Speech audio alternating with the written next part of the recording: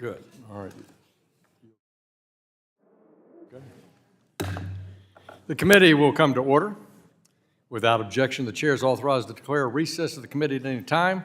This hearing is entitled the FHFA Oversight, Protecting Homeowners and Taxpayers. Without objection, all members will have 5 legislative days within which to submit extraneous materials to the chair for inclusion in the record.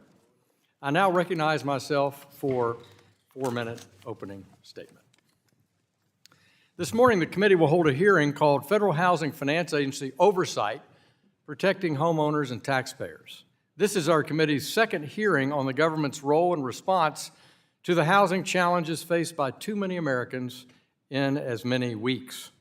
We're fortunate today to have the FHFA Director, Sandra Thompson, as our witness for the second time in her 2 years as head of the agency. Director Thompson has had a long career with over 20 years' experience with the Federal Deposit Insurance Corporation, followed by 10 years at FHFA. Thank you for being here, Director. Let's address the elephant in the room. Fannie Mae and Freddie Mac have been under government conservatorship for nearly 15 years. And to echo former Acting Director Ed DeMarco last week, we're asking a lot of our FHFA Director to act as both a regulator and conservator for Fannie Mae and Freddie Mac, and continue to make what would otherwise be private business decisions while also regulating the enterprises. As long as the GSEs are under conservatorship, the agency's primary focus should be raising enterprise capital and maintaining their narrow charter and mission. In many respects, housing finance in this country looks dramatically different than it did back when the agency was created in 2008. According to recent research, non-bank companies now originate 71% of agency-backed loans and 86% of government-backed loans. Banks have all but retreated from the servicing and loan origination business because of bank capital and liquidity rules implemented in the Dodd-Frank regime. Meanwhile, back in 2008, the Fed started buying mortgage-backed securities for the first time as a temporary response to the financial crisis. But now they own nearly a quarter, 25% of all 1 to 4 family residential mortgages in the country. And the Fed has only recently started trimming its $2.7 trillion in mortgage-backed securities. Generationally high inflation and out-of-control government spending have made housing affordability worse, with mortgage rates now hitting 20-year highs last fall, and the GSEs somehow become even larger. We have to realize that these outcomes are the result of actions taken in this very room over many years. And it's hard for me to see this as a good outcome. Having lived through the Obama, Trump, and Biden administrations, no serious collaborative reform to the GSEs. Enter the FHFA, which has tremendous influence over our housing market and the American economy. Director Thompson's been active on a host of initiatives to revamp and expand the roles that Fannie and Freddie play. These include the questionable, politically driven, equitable housing finance plan lending mandates, to the technical, like improving the process for new product approval and continuing to build enterprise capital. Members can decide for themselves if these changes are good or bad, but it's clear if you favor a more limited scope for government's role in housing, as I do, you're probably out of luck. And as we've been trending in the wrong direction for over a decade. All that brings this hearing and the critical need for Congress to do its job and provide oversight and accountability to FHFA. In too many instances, it appears that the agency has allowed safety and soundness to take a back seat to advancing a housing agenda through the GSEs. We saw earlier this month when the agency rescinded its unworkable debt-to-income-based fee and issued a request for input on the opaque process it used to set GSE pricing adjustments. The agency also has to be focused on the safety and soundness not only of Fannie and Freddie, but the 11 federal home loan banks, and given what's happened in the banking market, that's a critical issue. I'll now turn to the ranking member for a 4-minute opening statement. Thank you very much. Good morning, all. I'm pleased to welcome Director Sandra L. Thompson before our committee this morning.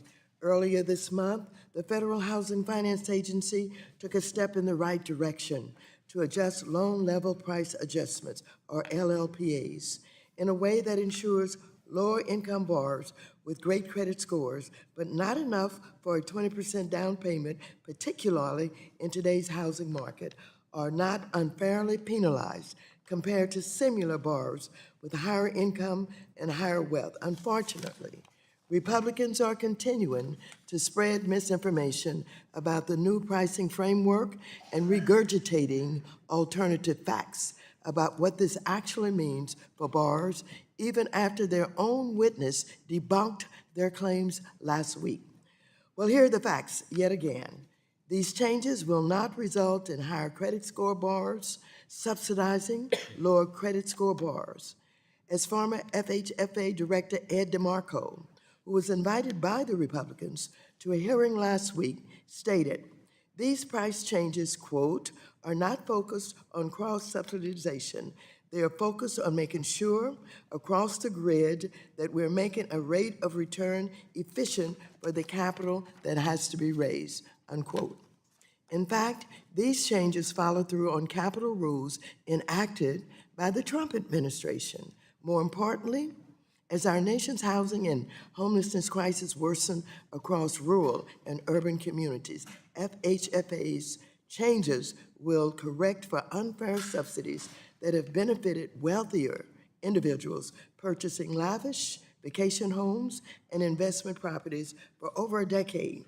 I'd also like to point out that Director Thompson's updates to the pricing framework will benefit constituents everywhere, including in Chair McHenry's district in North Carolina and Subcommittee Chair Davidson's district in Ohio, where home buyers will pay some of the lowest fees among all enterprise borrowers. My colleagues on the other side of the aisle appear to be more concerned about protecting the wealthy, even if it comes at the expense of those with less intergenerational wealth. I, for one, support FHFA's effort to expand across to the American dream of home ownership for every credit-worthy borrower on fair terms. Finally, I'd like to close with this.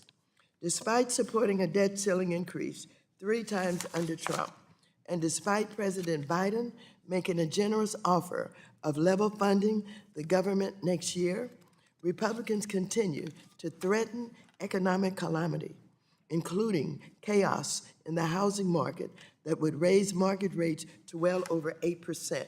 Their plan also eliminate 100,000 jobs for teachers, put millions at risk of homelessness, and undermine health insurance for 21 million Americans. The fact that Republicans are up in arms about FHFA's modest pricing adjustments that their own Republican witness supports, while ignoring the devastating cost and harm of debt ceiling brinksmanship, shows everyone what they really care about, undermining Biden by undermining America. Committee and House Democrats will continue to support policies that help every family live affordably and with dignity, both through housing reforms and cleanly raising the debt ceiling. So I look forward to Director Thompson setting the record straight today. And with that, I yield back. Gentleman yields back. The chair recognizes Mr. Davidson, the chairman of the Subcommittee on Housing and Insurance, for 1 minute. Director Thompson, thank you for joining us today. This hearing comes at a critical time as consumers are struggling with inflation, much of which can be attributed to high housing costs. The Federal Housing Finance Agency may not be the most well-known agency for average Americans, but your credit score redistribution plan has captured everyone's attention. In response to our letter and market feedback, I am pleased that you have withdrawn a portion of your LLPA changes related to debt-to-income ratios. Thank you for that. Nevertheless, I'm confident you will hear that additional work remains to be done. As both regulator and conservator, I'll remind you that the conservatorship for Fannie and Freddie has lasted longer than Britney Spears' conservatorship did. Between that, the credit score redistribution plan bypassing traditional title insurance, limiting consumer credit information, and federal home loan bank oversight, there is much concern about FHFA's current focus. I'm sure these will all be discussed today, and I look forward to hearing your answers.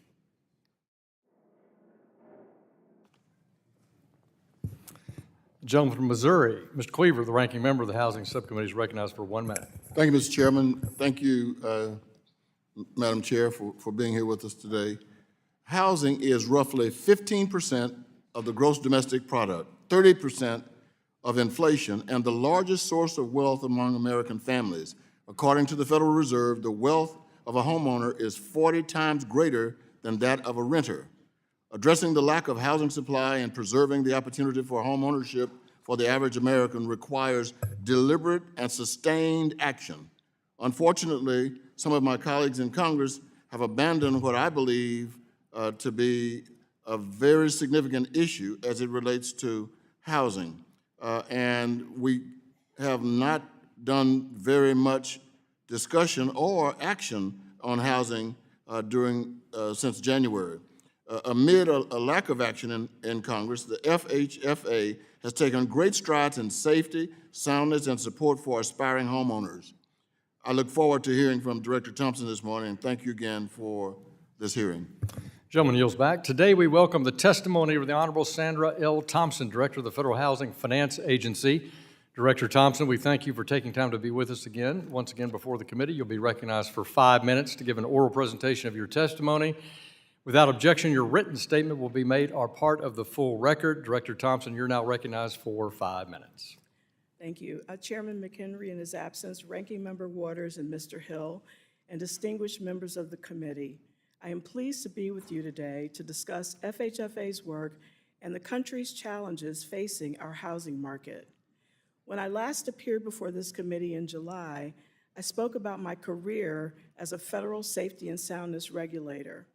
The safety and soundness of our regulated entities is a key component of all policy decisions. Would you pause for just a minute? Could you pull the mic a little closer to you? We're having a few people have a hard, the thing will extend up closer to you. Yep, thanks so much. Thank you very much. I thank the director.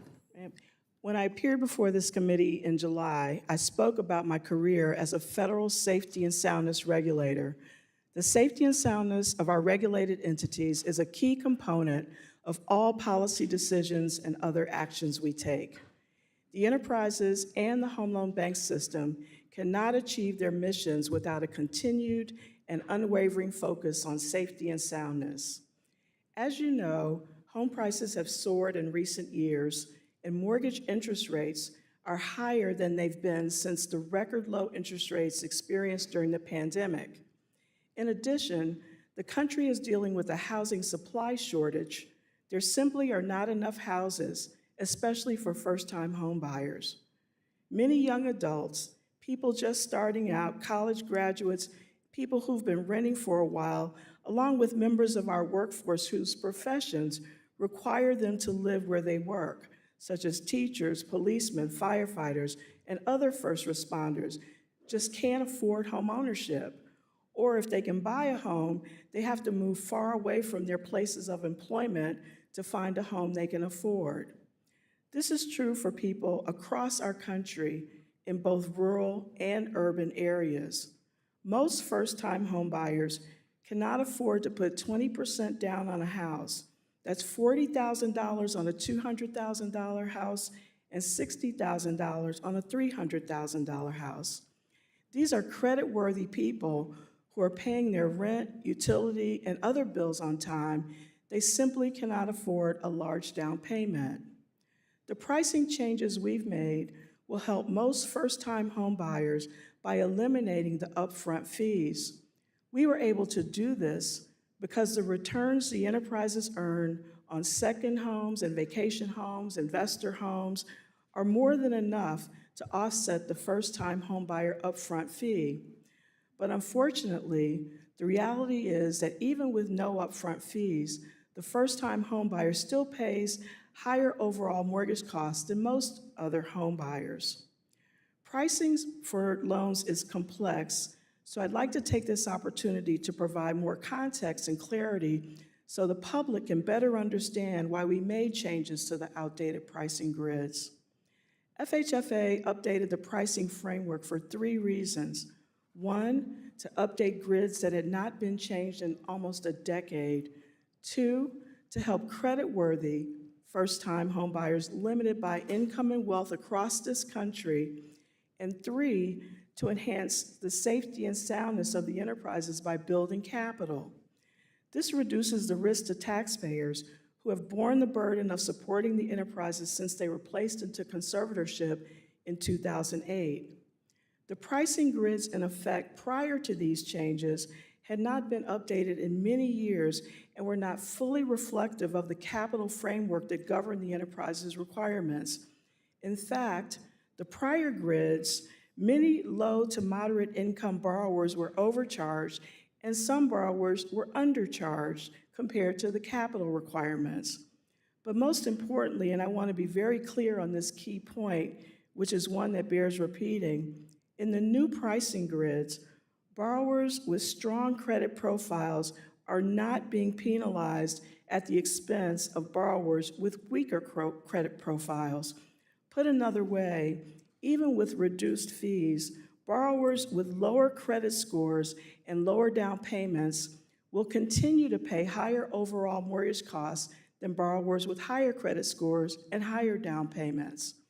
The purchase of a home is a complicated transaction, and home buyers should have accurate information to make the best decisions possible. Understanding how mortgage insurance is factored into pricing is critical to the fee calculation.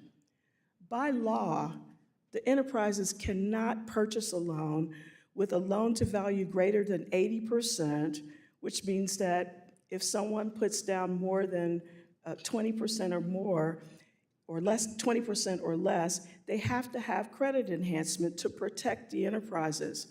Most of the time, this credit enhancement takes the form of mortgage insurance.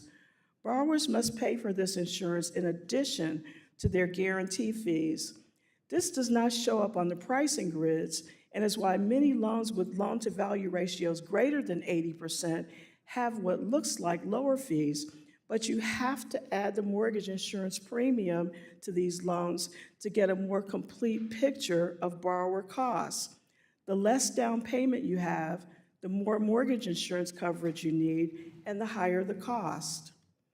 The recent focus on pricing brings needed attention to our housing affordability challenges. Housing makes up almost 16% of U.S. GDP, and for most Americans, their home is their largest asset.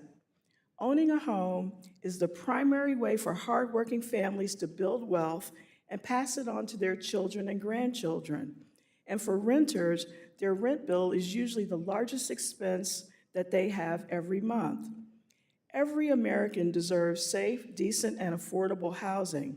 And I would love to work with this committee to come up with ways to address the increasingly unattainable American dream of owning a home. I'm sure if we work together, we can find other ways to make housing more affordable so that people who have had their dreams deferred or denied can one day soon be in a home of their own so they can start the wealth-building journey that will benefit not only their families, but also their communities. Thank you, Director, for your testimony. It's now time to turn to members' questions. I recognize myself for 5 minutes for questioning. The agency has a new activities rule, which you worked on mightily when you were first in office, which means there's transparency around any new products and activities by the government-sponsored enterprises so that they don't displace private sector firms or crowd out capital. For this reason, I was glad to see the rulemaking finalized in December. Under this process, they now have to submit advance notice and get approval for new products and activities, including any pilot programs. Director Thompson, since the rules have gone into effect, have you received any submitted submissions for new activities or products? Thank you, Mr. Hill. The new activities rule, as you mentioned, was finalized last year, and we spent this year implementing processes for FHFA and the enterprises to submit and for us to review. We deferred the implementation through April 28th, and we told the enterprises if they had new products, they would have to wait until our processes were complete before they submit to the agency for our review. So are those now processes complete and they're now open to submission? Yes, the processes are complete, and we have not yet received from my perspective, because they have to come through our new products committee, which actually we're having a meeting tomorrow on some of the products that are coming. Would you commit to notifying Congress if and when the agency makes any decisions on any of those future submissions? So we're happy to work with the Congress. But I would mention, as part of the rule, we have a pilot transparency page so that any pilot that the enterprises are undertaking is posted on our website. But we're absolutely happy to work with the committee. I think that would be helpful. Thank you. Since you've been in your position over the last 2 years, is the capital ratios, the capital requirements for Fannie Mae and Freddie Mac, is capital higher or lower in the enterprises than it was when you became director? So great question.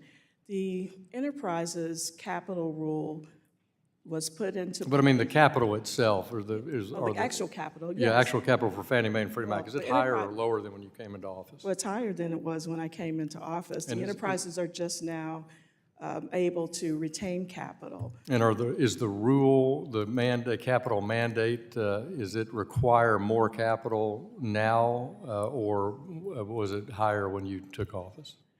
The rule itself, The rule- requirement. The rule was changed to allow for credit risk transfer, which, as you know, both enterprises are the biggest holders of mortgage credit in the country. And we facilitated a credit risk transfer process by making nominal changes to the capital rule. When I came in to serve as acting director, the rule was penalizing to some extent the credit risk transfer, which moves the enterprise's credit risk to the private sector. We made changes not to the requirements themselves, but to the leverage buffer. We took, instead of having a static buffer, we made it more dynamic and facilitated more credit risk transfer because the leverage ratio, as you know, Mr. Hill, would have That's been helpful. binding. Are you concerned about, with high interest rates and high inflation, are you concerned about the impact of inflation and high interest rates on the health of the agencies? And if so, do you think their capital requirements should be higher right now? I'm very concerned about the health of our country as it relates to inflation. No, I'm talking about the GSEs, The not the GS country at large. The GSEs, absolutely. We are very much trying to build capital so that they can continue to operate in a safe and sound manner. I don't believe that they need more capital. They right now need about $300 billion between the two of them, and that's quite a lot of capital that's required based on the capital requirements. And with the remaining time I have, I want to switch subjects, and I encourage my colleagues on both sides of the aisle to ask questions on the subject of your oversight of the federal home loan banks. We've had just a colossal use of the federal home loan banks in this last 5 months due to the crisis in the banking industry for liquidity. Is it still your intent to provide administrative and legislative recommendations on the oversight of the federal home loan banks? And if so, when are you going to do that? Yes, Mr. Hill, we are undergoing a study of the home loan banks, and the report should be published in the third quarter of this year. You think by September 30th or early in the third quarter? Well, we're working as quickly as we can. I'll just give the September 30th deadline. Thank you. Now, yield back, and I now call on the ranking member for 5 minutes of questions. Thank you very much. I'm going to continue with my questions based on where you started dealing with the question of inflation. Director Thompson, I'm concerned about adjustable rate mortgages, or ARMs, which have interest rates that change over the life of the mortgage. This was a major issue in the aftermath of the 2008 financial crisis, when ARMs contributed to countless households losing their homes. I know that we made reforms to prevent some of the most predatory features of the kind of ARMs that were problematic back then, but I remain concerned that some people are still choosing these products without fully being aware of the risks they're taking, unless a homeowner knows how to refinance their mortgage into a fixed rate loan and can afford to do so. They may see their monthly housing payment increase significantly. This is especially true in high-cost markets. I've heard from constituents in my district who are ARMs and have seen their monthly payments increase by $1,000 a month, which is a financial shock for their families. And so I wanted to talk about, educating consumers about ARMs and how they're different from 2008, and what does the volume of ARMs purchased by Fannie Mae and Freddie Mac look like today. But what I really want to explore is the fact that with inflation and with the feds increasing the interest rates in order to contain inflation, it's causing these ARMs to be in a position where they're going to lose these homes. Is there anything that can be done to say to the mortgage holders or the banks, you don't have to continue to do this? You may do it because you have this kind of an arms agreement, but can we say you got to stop at some point? Thank you for the question, Ranking Member Waters. I am very concerned about ARMs as well, but I'm also happy to say that most of the mortgages that the enterprises Fannie and Freddie purchase are fixed rate. Many people took advantage of the low interest rate environment in 2020 and 21 to refinance their homes. And so the majority of the loans that the enterprises own right now have very low interest rates. But I do get concerned because of the higher interest rate environment. Many times the ARM offers a lower starter interest rate, but the nice thing about some of the changes that have been made since the Great Recession was that now underwriters have to underwrite to the fully amortized index of the loan. So instead of underwriting, can you make this payment at 2% or 3%, they have to, add the margin and underwrite to the full payment of the loan so that borrowers are fully protected. And so I do think that the rising interest rate environment contributes greatly to the purchase activity at both enterprises, because we've just changed from seeing record refinances at those low interest rates to very high interest rates in a very short period of time. And so I do think that the underwriting provisions that are in place for mortgages, at least the ones that Fannie and Freddie buy, are well suited to assess the borrower's ability to repay. I think I want to talk with you about that some more. Okay. Director Thompson, let me just go into another question here. Let's see.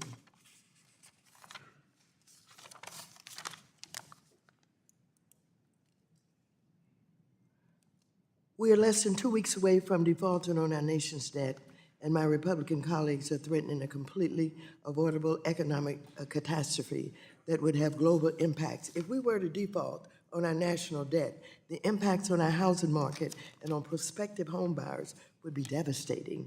It has been reported that mortgage rates could rise by 8%. By comparison, the changes you made to LLPAs would have a very modest effect on mortgage prices for the average home buyer. Director Thompson, could you help us put your changes to the pricing framework in context? What could we expect to happen in the mortgage market and to the cost of a mortgage if we default on our nation's debt? So thank you for the question. I think mortgage interest rates will increase substantially. It'll be even more difficult for borrowers or potential borrowers to enter into home ownership. There would be concern amongst the investor community because there are a number of investors Thank you, around the Director. world. I thank the ranking member. The gentleman from Texas, Mr. Sessions, is now recognized for 5 minutes. Mr. Chairman, thank you very much. Director, I'm delighted that you're here. I began receiving letters as early as January, February, and March. And while I have not provided you a copy of the letter, which I will be pleased to do, people who are in appraisal services and in housing across the 17th District of Texas have written me. Essentially, it's not just a concern about conservatorship, but it is specifically about that conversation that Fannie Mae, and I'm quoting from a letter, Fannie Mae has grossly overstepped its authority during its conservatorship by moving to abolish appraisals for purpose and refinance purposes in its new Fannie Mae selling guidelines published on March the 1st. Can you please discuss with this committee the effect of that and your thinking about that? Sure. Well, first, let me say that appraisals are always an option, and there are alternatives to appraisals, which we discovered during the pandemic when we had the record number of refinances, and people wouldn't let you in their homes for an appraisal, and nobody wanted to go to do these appraisals. So we have what's called desktop underwriting, which is, it allows an appraiser to input information about a property into a desktop system. And we also have what you're talking about, appraisal waivers, but those are primarily for, very low risk loans and primarily used in refinances where the borrower has lots of equity and they have to reach certain criteria. It is not the goal of Fannie Mae or Freddie Mac to ever serve in any primary market capacity. Fannie and Freddie have come up with alternative tools to help the borrower and the lenders move the loan along in the process. And I think that we have leveraged technology, which also helps with safety and soundness because it provides good risk management oversight on the whole mortgage process. So your testimony today is essentially this was used only in refinancing? Refinancing and limited purchase properties. It has to be very specific circumstances. But we are not trying to eliminate or abolish appraisals. And a borrower always has the right to have an appraisal, a full appraisal. Okay. I would like to, as you have stated in this committee, offer my concern over this conservatorship. And I think that it's important to note that this committee that Mr. Davidson has outlined really wants to know more about the ending of that conservatorship. Could you take a minute and please discuss that? Sure. So again, the enterprises have been in conservatorship for 15 years. They first have to meet their capital requirements, which I mentioned earlier, about $300 billion between the two of them. In addition, this isn't a decision that FHFA alone would have to undertake. As you know, there's a huge ownership interest that the Treasury has in Fannie and Freddie, and that's been long-standing. So we'd have to have conversations with them. And we'd also have to figure out what the impacts and implications are for the enterprises outside of conservatorship. There are lots of rules that would be impacted. For example, the single counterparty rule that the Federal Reserve has. If Fannie and Freddie are out of conservatorship, what does that mean? Right now we have a uniform mortgage-backed securities. Do Fannie and Freddie securities count towards that single counterparty rule? There are risk transfer rules that have to be looked at. So there are a number of rules that relate to capital markets activities that would have to be considered as well. But the main point is that the enterprises have to meet their capital requirements, and those are minimum capital requirements. And you believe that that's the linchpin about why this has not moved forward? Well, I think as was stated earlier, that's one component, but the enterprises have been in conservatorship for 15 years, and there's been lots of conversation, proposed legislation and the like on what to do with Fannie and Freddie, and that is a decision for the Congress to make. Thank you very much. It's obviously clearly within our purview also, and I appreciate the time. Mr. Chairman, I yield back. I thank the gentleman from California. Mr. Sherman is now recognized for 5 minutes. Those who do not remember history are doomed to repeat it. Many of us in this room experienced the meltdown of the GSEs during the 2008 Great Recession. That occurred in large part because you had enterprises that were out to make a profit, so they participated in the upside when things were good, and there was an implicit, turned out to be explicit, federal guarantee. So the taxpayers took the risk, the private shareholders took the upside, and of course, because they got the upside and didn't have the downside, the shareholders insisted upon excessively risky policies. Now there are those who say, let's free Fannie and Freddie from the conservatorship and return to what we had in 2007. I'd say if it's not broke, don't fix it. These agencies are doing a great job of helping homeowners who are borrowing at just a bit over what the U.S. government borrows at, and they're making money for the federal government. So I realize conservatorship may not have worked well for Britney Spears, but it's working out very well for us. We're told that inflation hurts home buyers, and it does, and that somehow the decisions made in this building caused that inflation. That is a remarkable conclusion, since inflation has, over the last year, been higher in Germany or the UK or France than it is here. And the COVID is worldwide. The policies made here in this capital are not. I was going to ask that great question that the ranking member asked about the effect of a debt default on home buyers. It would be disastrous, as you pointed out. You've talked about the high cost of housing and the low supply. Our friends making state and local government decisions have caved into NIMBYs again and again, especially when it comes to apartments and condos. We need more housing, and we need to build it somewhere. Director Thompson, Representative Lukemeyer and I sent you a letter expressing concerns about the GSEs, saying that you don't need title insurance, you just get an opinion letter from a lawyer. I wrote a lot of lawyers' letters. When I was a lawyer, none of them came with a guarantee. For if somebody buys a home and it turns out what they bought, they don't own it, and all they have is an opinion letter, first, they have to prove that the attorney was negligent. And this is complicated stuff. I made a lot of mistakes back in my day that were not my fault. Also made some that were my fault.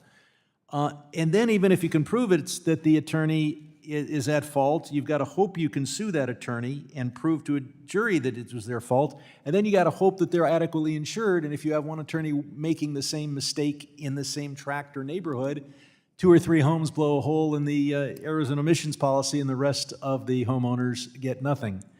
All this said, don't homeowners and the agencies need the protection of title insurance? Absolutely. I would say that the enterprises require that the seller, whoever is selling the loans to them, or lender, that they represent that the home that's being purchased has first lien, that there's no superior liens, and that the title is clear. And the lender has to represent that that is true. And so what's typically been the case is people purchase title insurance, and I think Freddie Mac has been allowing attorney opinion letters since 2008.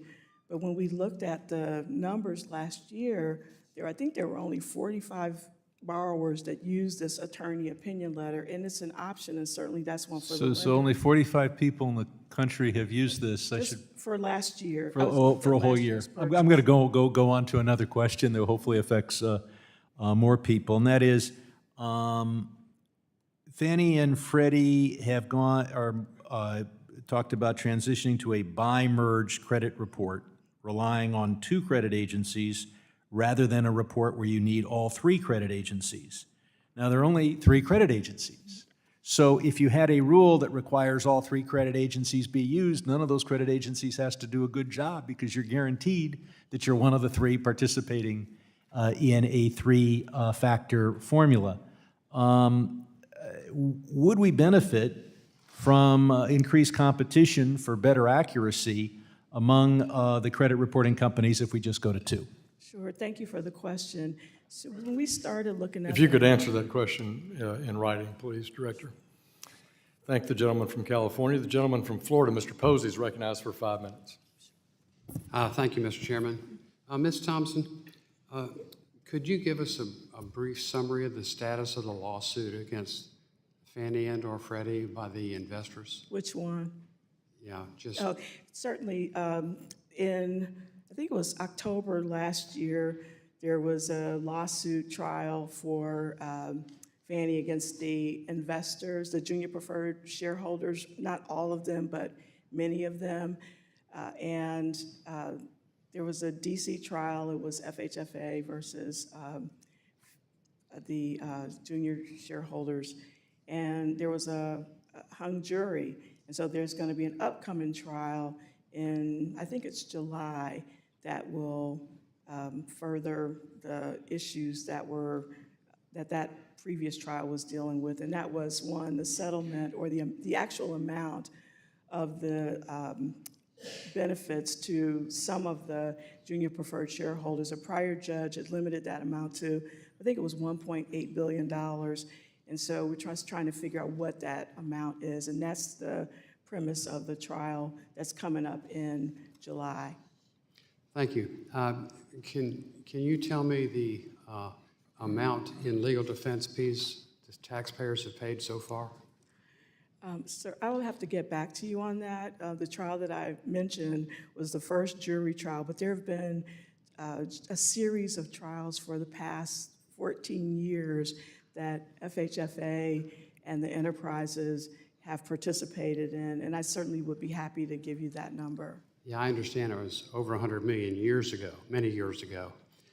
Yeah, I would greatly appreciate it if you could tell me the total amount of fees paid in defending Raines et al. Sure. Thank you. What steps do you think policyholders should make to move a greater share of the secondary mortgage market and associated risk to the private sector? So I think that's a great question, because I know that the private market, it's important to have a balance of both the private sector and government. It helps competition, but it also helps home ownership because people are competing to get mortgage loans. And I have been through, for the past 30 years, the PLS market and the challenges that had, which is not completely gone, but mostly. I think that if there's any way to facilitate, more participation in the private market, I think that would be helpful. But as Mr. Hill said in his opening remarks, it seems like many banks are getting out of the mortgage business, and many of the non-bank lenders are servicing that market. I don't know if that's good or bad, but at the end of the day, it just seems like there could be more participation in the mortgage market. Thank you. Does the Biden administration have a plan to release the GSEs from conservatorship? And if so, what's that look like? Certainly, I actually don't know that we have a plan to release the enterprises out of conservatorship. I have not spoken with the administration about that.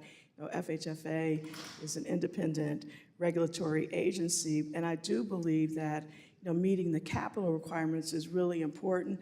I think that making sure that the enterprises have appropriate capital, that they have appropriate pricing, and that they're able to meet commercially viable returns is a critical component of that. You want to make sure that people are sure about what they're investing in, both from the mortgage-backed security side and from investing in the company. So if they ever got out of conservatorship, they would likely have to have a huge capital raise.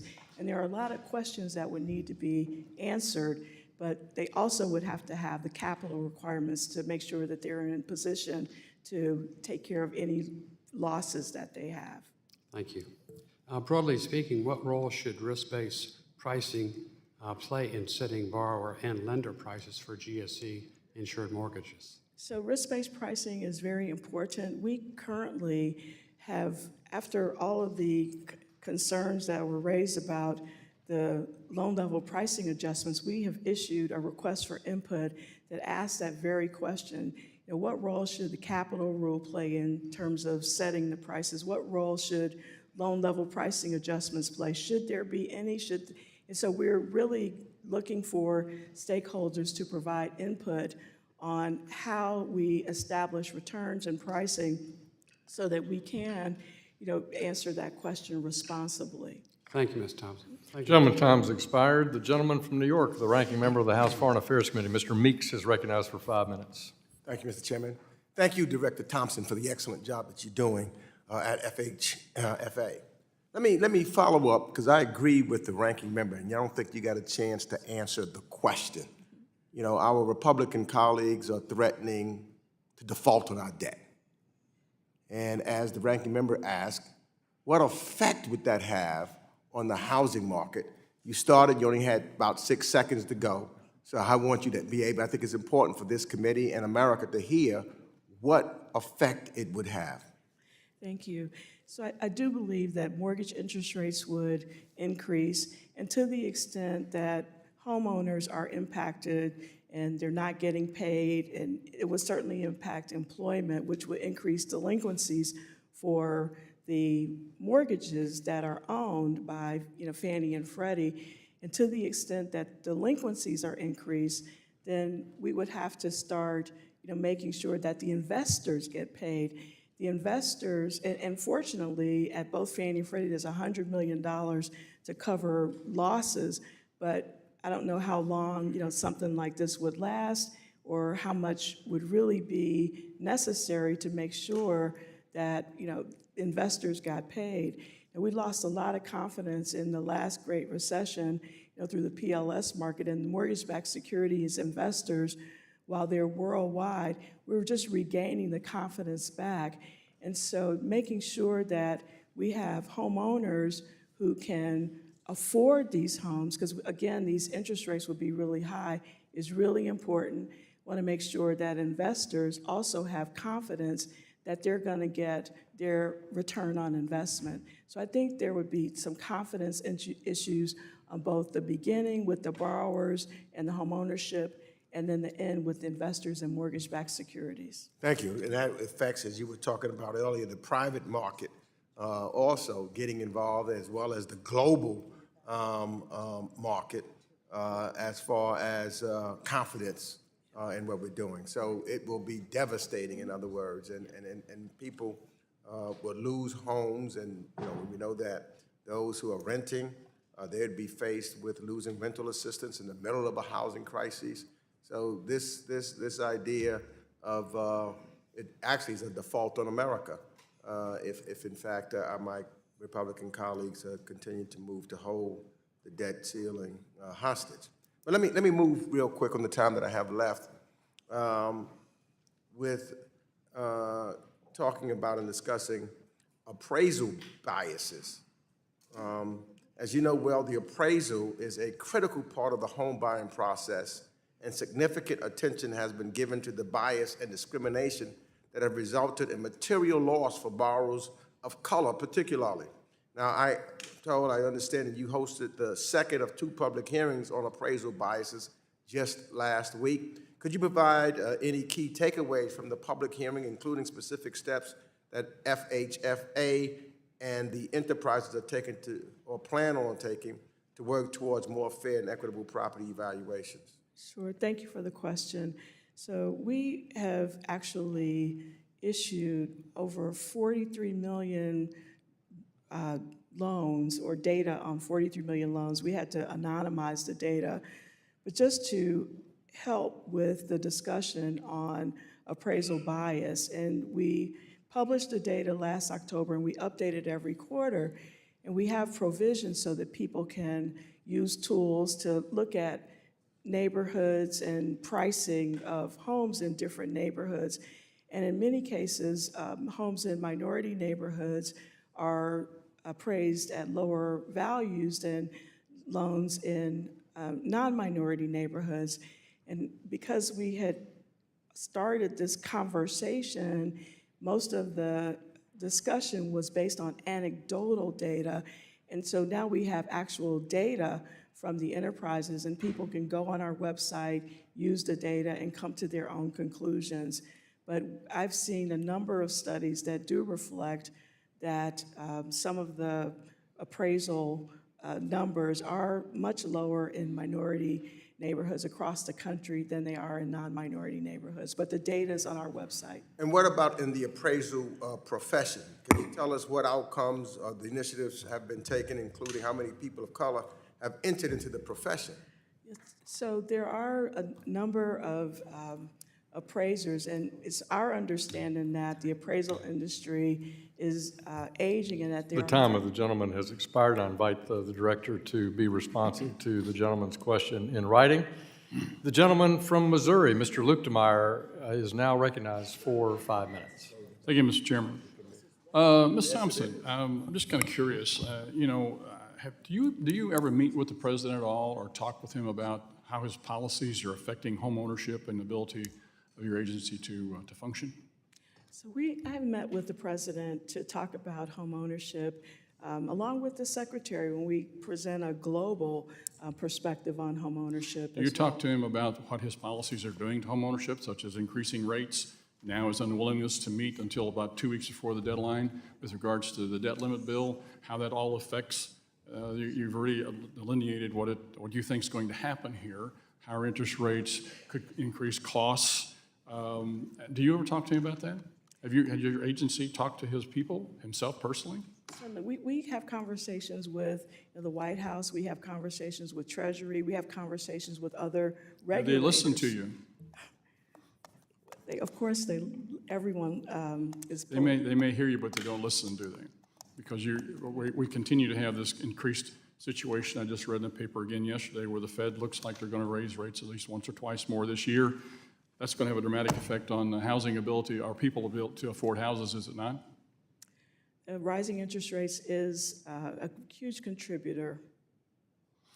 One of the things that I used to chair the subcommittee on housing and insurance here, and one of the statistics that I got from the homeowner or the housing, the home builders people was that for every 1% of cost, increased cost to purchase or to finance a home, 100,000 people no longer had the ability to have a home. This is significant. That is really, really significant. That's devastating to the home builders associations, devastating to homeowners to not be able to buy homes because of increased costs. Inflated interest rates that continue to go up are devastating to homeowners, are they not? High interest rates are very impactful to potential home buyers. What's the reaction you get from the administration whenever you ask them about that or tell them about that? Do they care?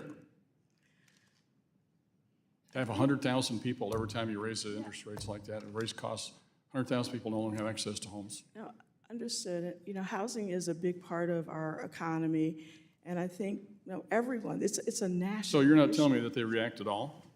It's a national issue, and I think that people care about home Yeah, ownership. but you're giving me the 30,000-foot view. I'm asking a very specific question, whether the administration actually responds to you and says, we're concerned about that. Do they ever say that? Well, I don't know that we've talked about. So now you're saying you don't talk to them at all No, about I this. didn't say we don't. What I said was that we do talk to the administration about housing generally.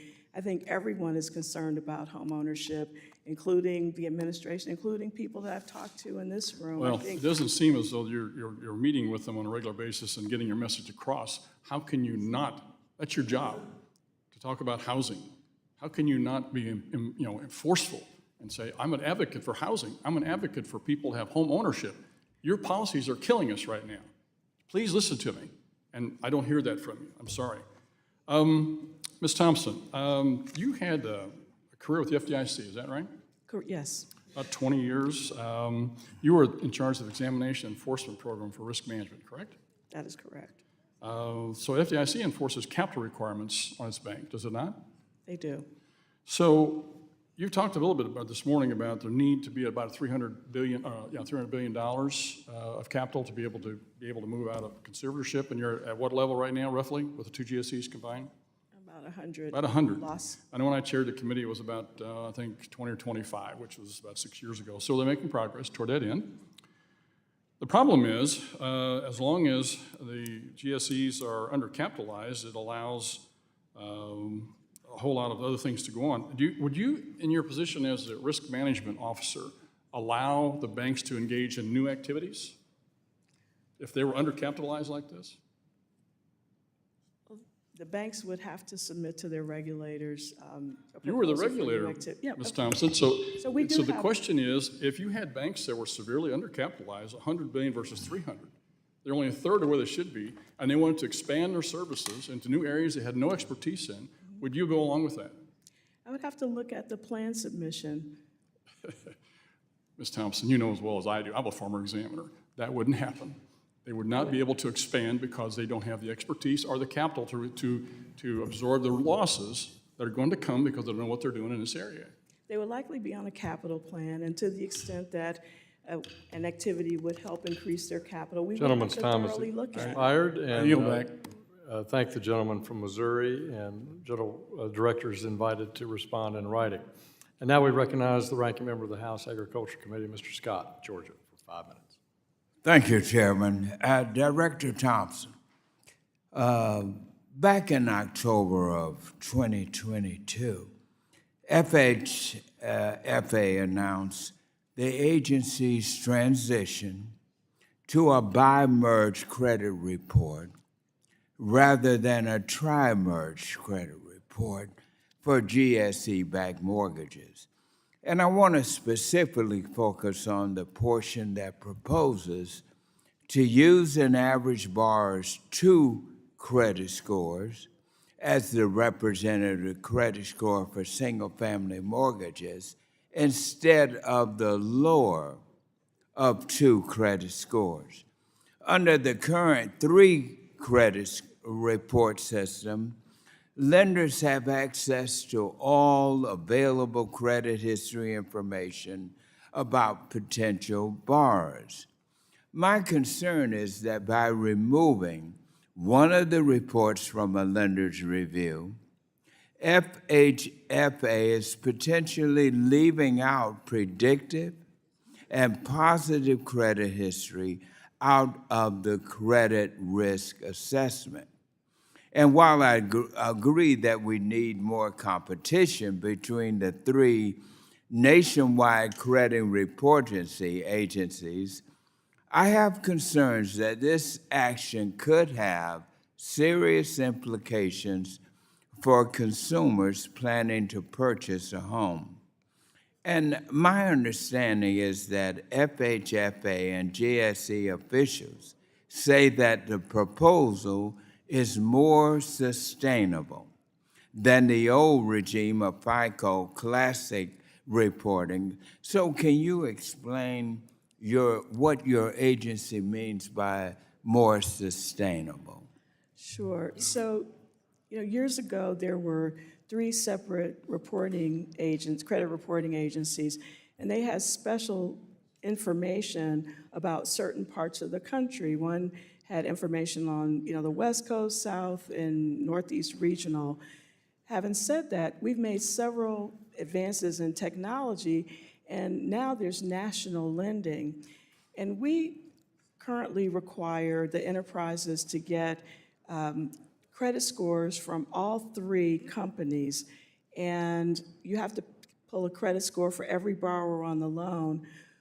When we initially undertook the credit score model update review, which is a separate but related activity, one of the things that we did was we took a look at if you get credit scores from 3 credit reporting agencies, what are the differences if you get it from 1 or 2? There were significant differences if you went from 3 credit reporting agencies to data from 1 credit reporting agency. So that's bi-merged to 1, but there was very little from 3 to 2. Let me ask you about the risk.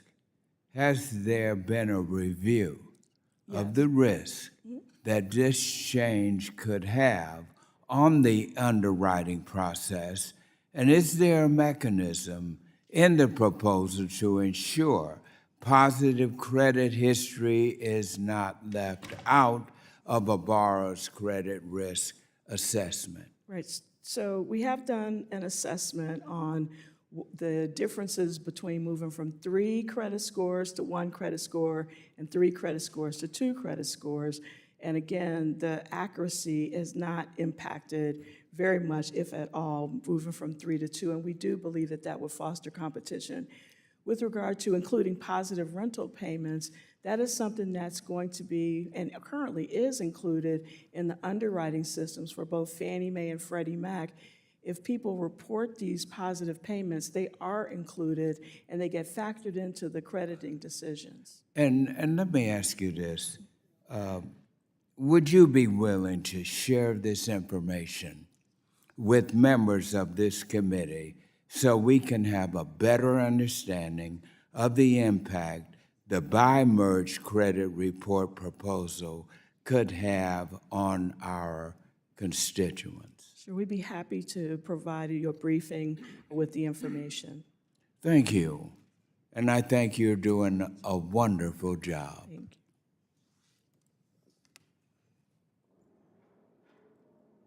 Gentleman yields back.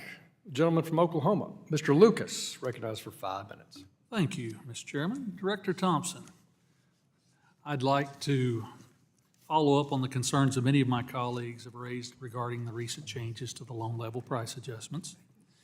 When you compare the previous pricing grids with the new pricing grids that went into effect this March, there's some perplexing changes. For example, a borrower with a credit score between 760 and 779 with a down payment in the range of 15 to 20% will have a significantly higher adjustment under the new grid, while a borrower with a lower credit score between 640, 659 and the same down payment would have a significantly lower adjustment. You discuss in your testimony that one of the objectives of the new pricing grids is to assist lower income first-time homebuyers. Could you discuss how this policy objective is weighed alongside protecting safety and soundness of the GSEs? Absolutely. So the grids that are in place right now are calibrated to the new capital requirements that the enterprises are subject to. The prior grid was outdated and had not been subject to any updates in over 8 years. In fact, the last time a change was made to the pricing grids was in 2000, maybe 2014.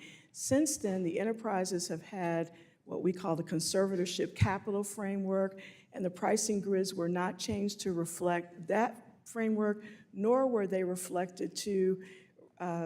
changed to reflect the new capital requirements. And so we believe that pricing needs to cover your income, needs to cover your expenses, and so we do believe that these new pricing grids absolutely reflect the cost of capital and other administrative expenses. You can see why the several groups of borrowers, lower credit scores and lower down payments, having their fees reduced, while some with higher credit scores and higher down payments have their fees increased. See why this would be concerning to people looking at this.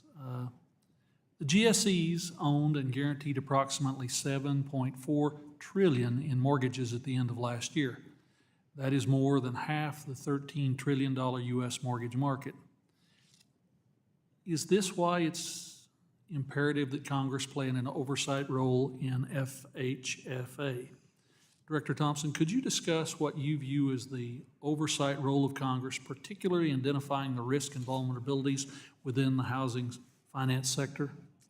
Sure. So I think Congress has policy-making responsibilities for the entire sector, whether it's housing or other. And Congress certainly can do what it chooses to do, and we're happy to provide any information you need with regard to how we are managing and overseeing as conservator and regulator the enterprises and the home loan banks. But where do you see the risks and the vulnerabilities these days? Well, I think one of the risks is building capital and making sure that we have capital so that the enterprises can cover any losses. But there's also a dual mandate of making sure that liquidity is provided through this country, throughout the country, to borrowers everywhere. And that means across the country so that they can have access to home ownership. And I think there's a dual mandate that we have to be responsible for. In our remaining moments, Director, Fannie Mae and Freddie Mac have been under the conservatorship since 2008, in which FHFA is charged with acting as regulator and conservator. Could you explain how your approach to both of these different responsibilities and what you see as the greatest challenge facing each? Sure. So we believe that safety and soundness and sustainable access to credit are our mandates. Everything that we do at FHFA is wrapped around safety and soundness. We've got examiners on site at the enterprises. We conduct examinations at the home loan banks each and every year, and we make sure that they're accomplishing their missions in a safe and sound manner. We believe that both are attainable, and it shouldn't be either or, it should be and both, because we have the dual mandate to provide safe, decent, and affordable housing to Americans throughout the country, and that's how we approach our job. Thank you very much. Yield back, Mr. Chairman. Gentleman yields back. The gentleman from Texas, Mr. Green, is recognized for 5 minutes. Thank you, Mr. Chairman. I thank the witness for appearing today as well. And of course, I thank the ranking member. Mr. Chairman, you might recall that in the last Congress, the Oversight and Investigation Subcommittee held a hearing on the question related to rental markets and tenant protections. I see where a recent ProPublica investigation alleges that RealPage, a company which provides a rent-setting algorithm to landlords and property management companies, it is being alleged that they've colluded with landlords to help inflate rental prices using private data. So the question becomes, Madam Director, of course, is this price-setting software or is this price-fixing software? And does this pricing algorithm allow landlords to coordinate prices and provide rental pricing higher than competitive levels? It's of great concern because we want to make sure that we protect tenants from egregious rent hikes. And this looks like a very clever means by which this can occur. So I'm concerned about how the FHA might play a role in protecting tenants. Can you give some commentary, please? Sure, thank you. And the subject of tenant protections has been coming up quite a bit.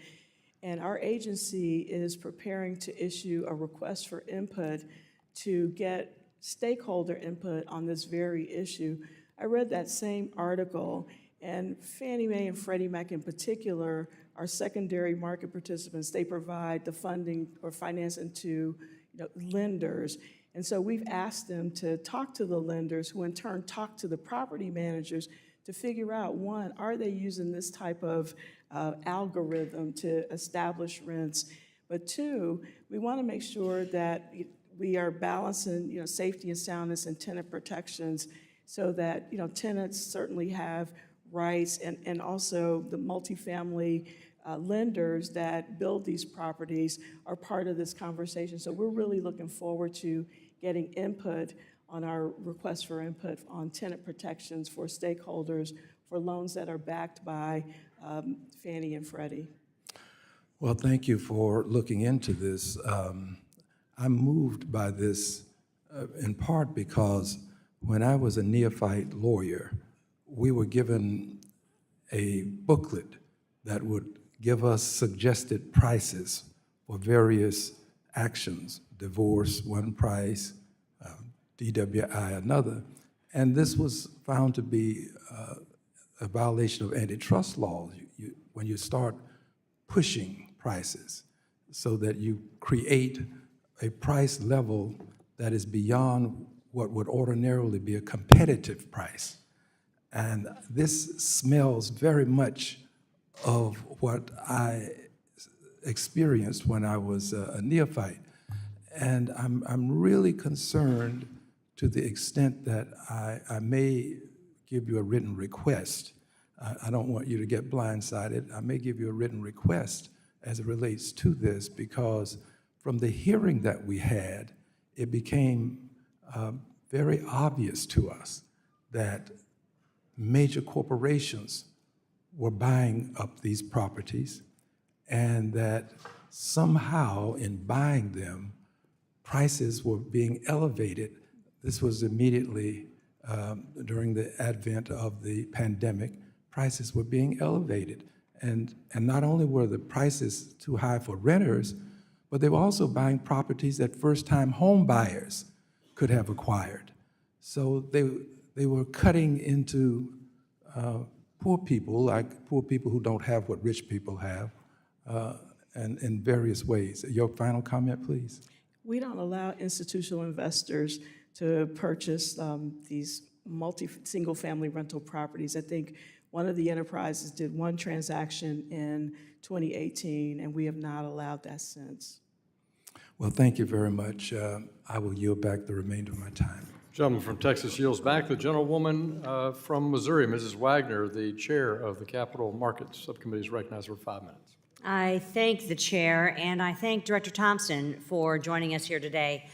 I just want to join my colleagues in their concerns with the recent changes to these home mortgage fees. I have heard from countless people in the housing community, home buyers, young and old, in Missouri's 2nd Congressional District, that are adamantly opposed to this new Biden-era rule.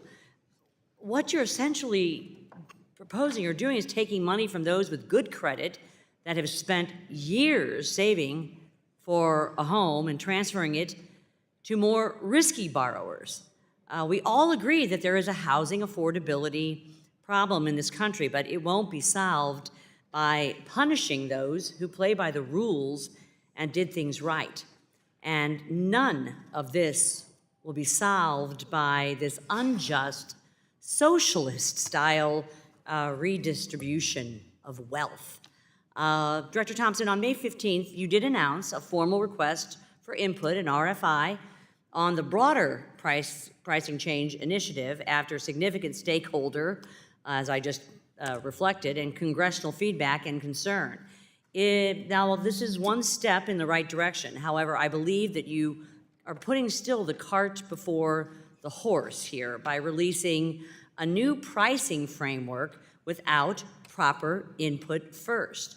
Why did the FHFA neglect to formally request stakeholder input before releasing this new pricing framework? So thank you for the question.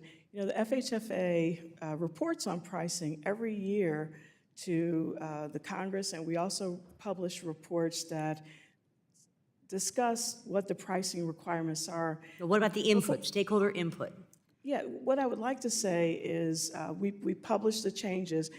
I really wanted to say that the new pricing grids do not punish people with high credit scores and higher down payments than low credit scores. That's not the case. What people forget to look at is the cost of mortgage insurance. Respectfully reclaiming my time. We couldn't see this, nor can the American people see this any differently. Given all the backlash from the FHFA's rollout of the recent pricing changes, will you commit to increase transparency and stakeholder input for actions like this in the future? Sure, Pardon? yes, we will certainly commit to. Let me move on then. Lower credit quality borrowers are typically the first to default, and many experience extremely early payment defaults during times of economic stress.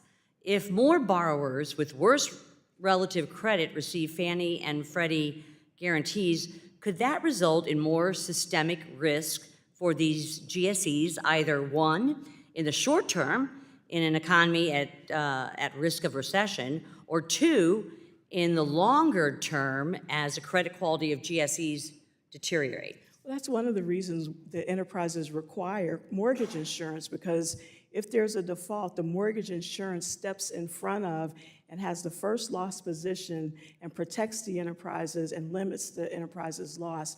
And as we said, any loan that has less than 20% down is required by law to have credit enhancement. We're all familiar with PMI.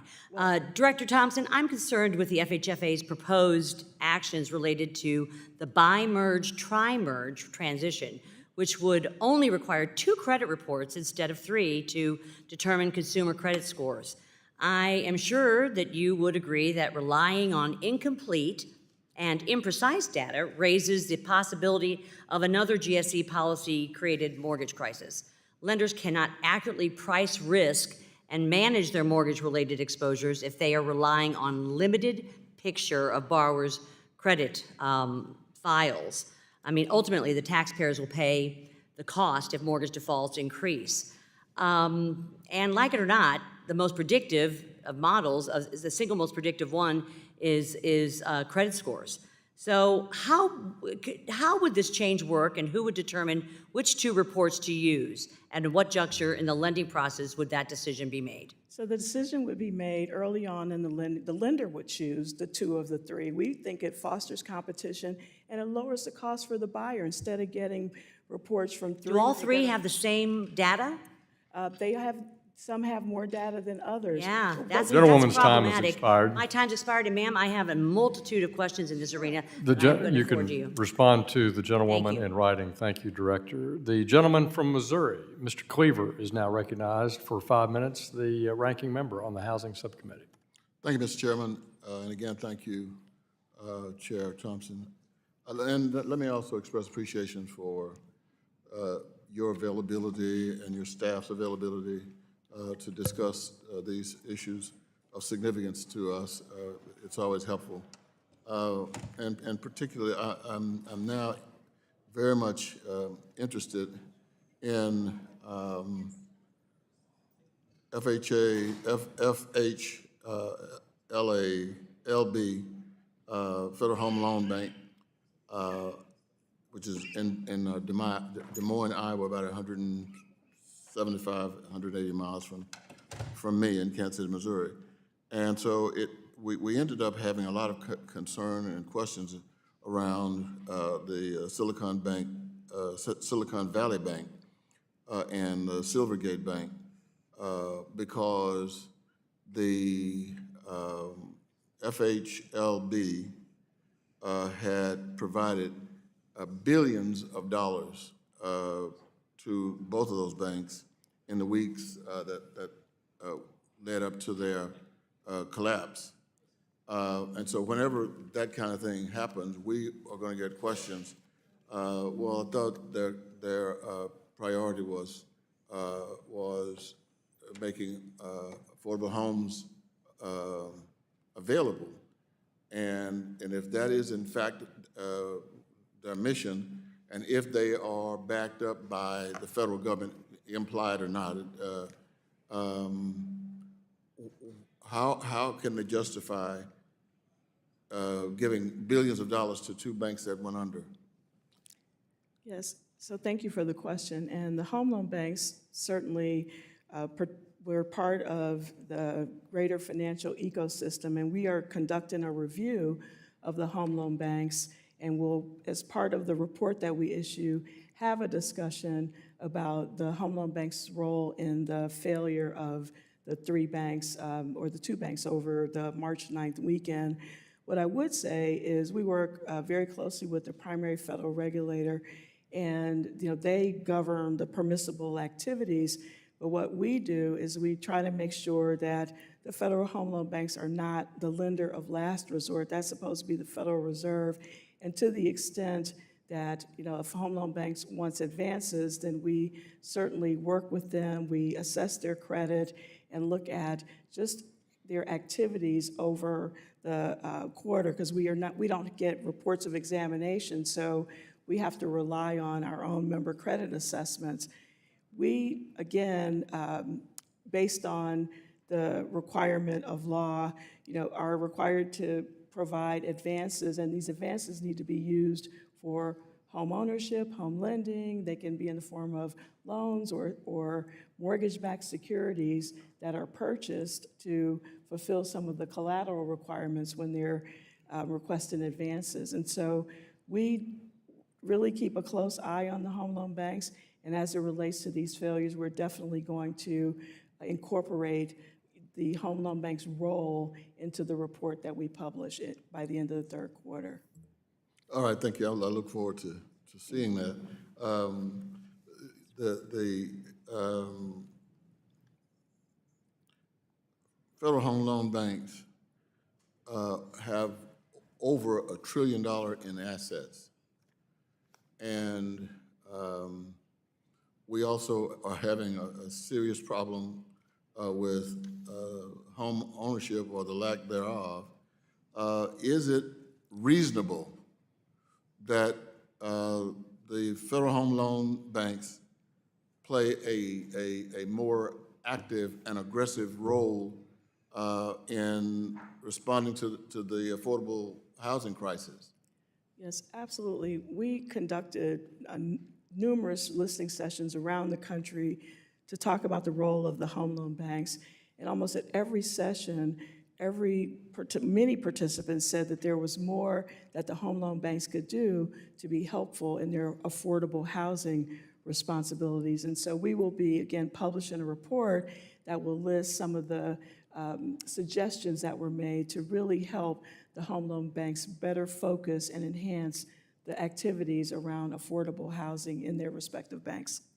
I would hope that, since CRA is being looked at right now by these finance agencies, this might be a really good time to look at that in terms of a more active role. Thank you, Madam Chair. Thank you, Mr. I thank the gentleman, and now I recognize the gentleman from Kentucky, Mr. Barr, the chairman of the Financial Institutions Subcommittee, recognized for 5 minutes. Thank you, Mr. Chairman. Director Thompson, thanks for being here today, and I hear your argument that the FHFA's recent changes to loan level price adjustments does not punish borrowers with higher credit scores and down payments and won't impact them. But I have to drill down a little bit on your argument that this doesn't undermine risk-based pricing.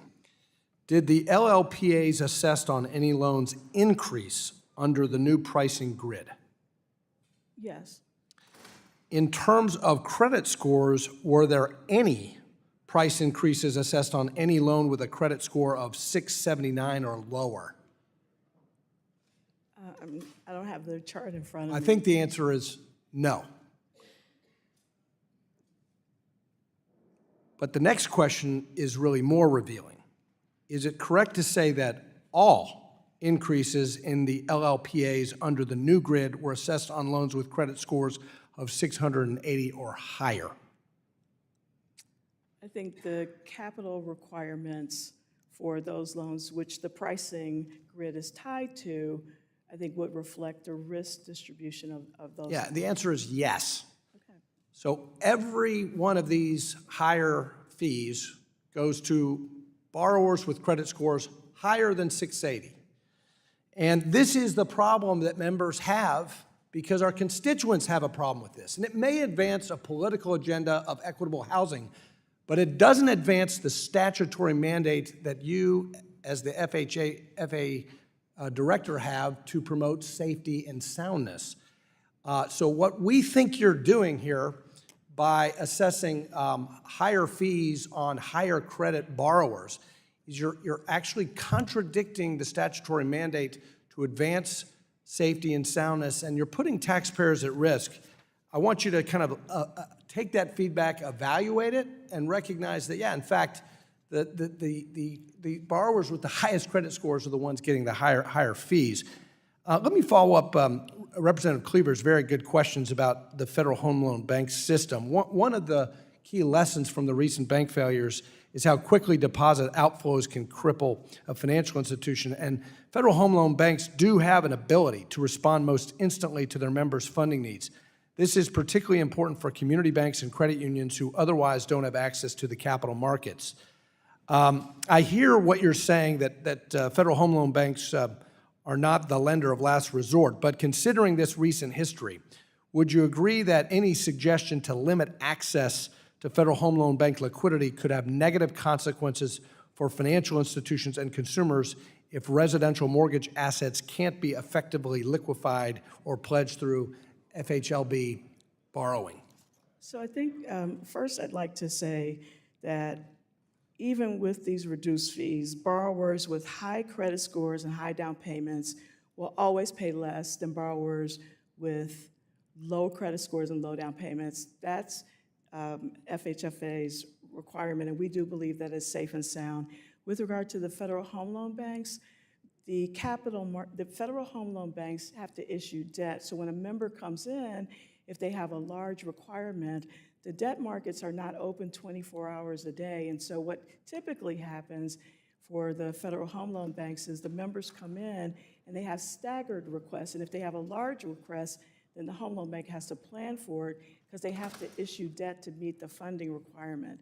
And so we just think that planning, which is appropriate for the Home Loan banks, which are the second. Thanks for your feedback. Just remember the important liquidity provisions that federal home loan banks can provide here. On credit risk transfer, the SEC's proposed conflict of interest rulemaking exempts the GSEs as long as they're in conservatorship, but whether or not the enterprises are in conservatorship really should have no bearing on whether the transactions impacted create a material conflict of interest with investors.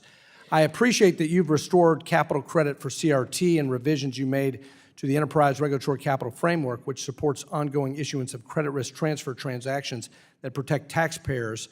But is there any reason you can think of why the SEC should not simply write a rule that can apply to all issuers of CRT or similar risk mitigating instruments rather than relying on these clumsy exemptions that undermine efforts at housing finance reform?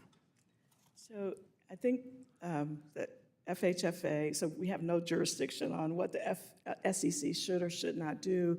To the extent they issue a rule, we have a responsibility to respond on how it impacts our regulated entities, and that's what we've done. I'm just making the point. I appreciate it, and I yield back. Gentleman's time has expired. The gentleman from Illinois, Mr. Foster, is now recognized for 5 minutes. Thank you, Mr. Chair. Director Thompson, a variety of people come in front of our committee and come to us individually for the private meetings ahead of time. And I have to say, when I encounter someone with your breadth of experience, your deep understanding of business considerations, and the strength of your moral compass, I just want to say I thank you for your years of service to our government and the people. Now, I've long been concerned about the cybersecurity risks that third-party providers may pose to individual financial institutions as well as our entire financial system, given how interconnected the whole system is, and the fact that many of these third parties are in fact core mission-critical providers to several important financial institutions. We have learned a number of painful lessons in the recent past about how cybersecurity attacks, about the effectiveness of supply chain attacks and third-party attacks are on financial services and elsewhere. I hope soon to reintroduce the Strengthening Cybersecurity for the Financial Sector Act, which this committee actually passed out of markup last session. This bill would give FHFA the authority to examine and regulate third-party service providers of its regulated entities. This is, as you're probably aware, very similar to the existing authority that prudential banking regulators like FDIC and others have over banks' third-party vendors under the Bank Service Company Act. The FSOC noted in its 2021 annual report that some regulators, including FHFA, continue to have limited authority to regulate and supervise third-party providers. So, Director Thompson, can you tell us the current extent of FHFA's authority over third-party service providers like Fannie, Freddie, and the federal home loan banks? Sure. So thank you for that. And we have been asking for authority to examine third parties that are counterparties to the enterprises and the home loan banks for a number of years now. So please, thank you for raising the issue. Right now, we use our conservatorship authority because the counterparties have contractual relationships with the enterprises.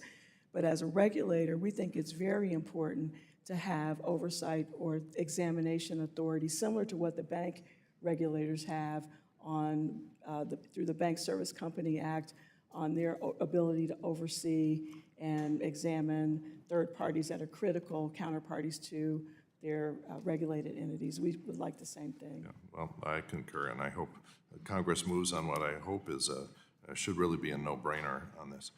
Now, are you involved in Vice Chair Barr's holistic review of bank capital and liquidity requirements? And in particular, will the report that you're generating, which I think you set a due date in September, really have a timeline that's useful for input into that, given the importance of the home loan banks and providing emergency liquidity? We're not directly involved with the bank capital review that the Federal Reserve and the other regulators are undertaking, but I have committed to Vice Chair Barr and the other banking regulators that we would share information from the review that we're undertaking on the home loan banks, because they're the primary federal regulators, and it's really important for us to continue to work together and communicate, because these are all entities in the larger housing finance ecosystem. And so we will be sharing information with them along the way. Yeah. Now, in your testimony, you mentioned the stress testing, capital stress testing of the enterprises. And we've, I guess, had seen the biggest drop in house values in the last 12 years, in the last year. And that, fortunately, has not been accompanied by, unemployment, which is the other thing that can really wipe out capital rapidly. And so what can you say about the nature of the stress testing?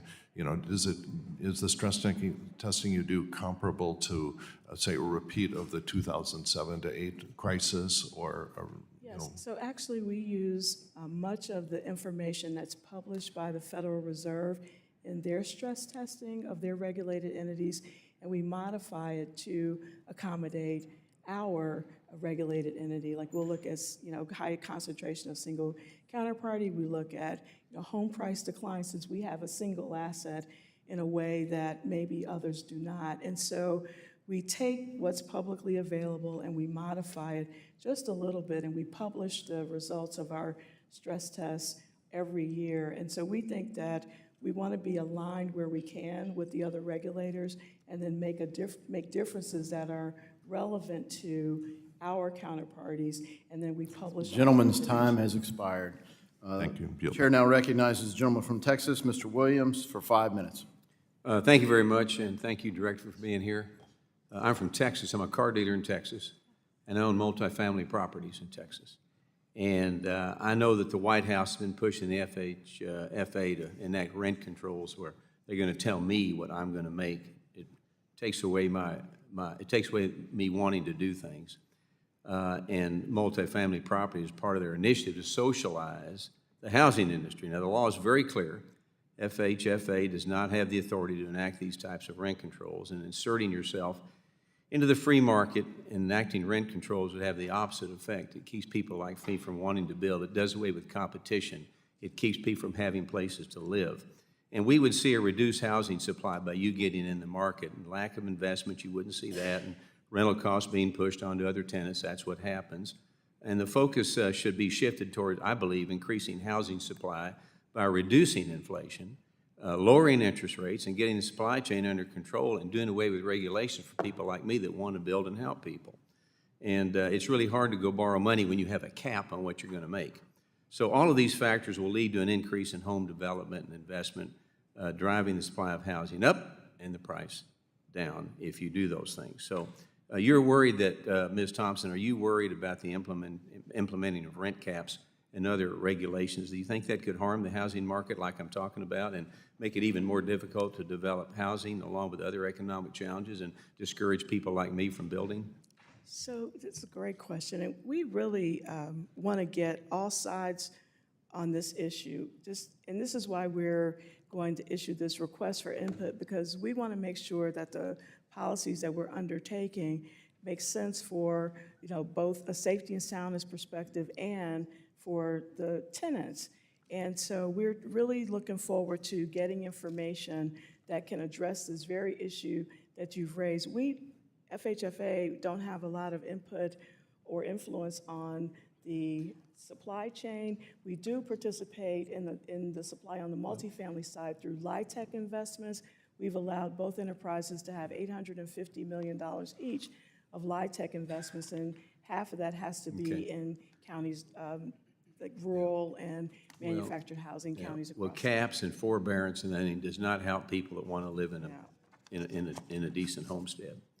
So the next question, when traveling back in Texas, where I live, I continuously hear about how the dream of homeownership is becoming more and more unattainable for individuals in my district. Now, it's critical that we support new innovation designed to create more choices for consumers. One solution to reducing prices in the housing space could be through a new innovative approach, such as direct mortgage insurance, which I know you're familiar with, which brings new private capital to the market and reduces risk for taxpayers. Now, unfortunately, due to the political pressures and lack of action by the Biden administration, this is a model is ready to launch, but has not been approved as a standard product offering. So my question is, why is the Biden administration standing in the way of competition which creates a lot of great things for consumers and innovation that would lower costs for borrowers. And what are your thoughts on the direct mortgage insurance approach that could bring new capital to the market? Where does it stand with the FHFA currently? So thank you for that. The product that you mentioned would be considered, I think, we'd have to make a determination as to whether it was a new activity or new product for the enterprises, and it would warrant making sure that it was publicly available so people could have public comments. But if it lowers costs, isn't that a good thing? Well, lowering costs and improving risk management is always good, but our rules suggest that this might be a new activity or new product, and we wouldn't want to make a decision that would be impactful without getting input. So we would have to. Big government wins again. Okay, secondly, or lastly, the GSEs have been in conservatorship coming up on 15 years this fall since the financial collapse in 2008. And the former FHFA director, Calabria, made it a priority to get these enterprises out of government control and back into the hands of the private sector. And he had a clear focus for the agency, and every action seemed to be building towards the ultimate goal. However, since you have taken over, serving as director of the FHFA, it does not seem like there is a similar focus on working to get away from the conservatorship. So, meaning GSEs remain under government control and continue to financially backed by American taxpayers. FHFA must work to bolster the capital levels of GSEs to better protect taxpayers from undue risk. So real quick, what's the FHA doing to build capital in hopes of eventually exiting conservatorship? We're implementing the new pricing grids that are. The gentleman's time has expired, and I would ask the director to respond for the record. The chair now recognizes the gentlewoman from Ohio, Ms. Beatty, for 5 minutes. Thank you, Mr. Chairman, and thank you, Ranking Member Waters, and thank you for being here today, Chairwoman Thompson. Mr. Chairman, let me make this a statement because my colleague from Missouri asked Madam Director about her relationship in meetings with the President and the White House, and I heard a different response. So I heard her say, yes, she meets with the White House, has met with the President, and she has presented information. I did not hear her say they did not listen. And as Chair Emeritus of the Congressional Black Caucus, I can say that on housing, thanks to this chairwoman and data and resources that she supplied to me during my tenure as chair, we were able, along with information that came from Chairwoman Waters, we were able to present housing information to this president.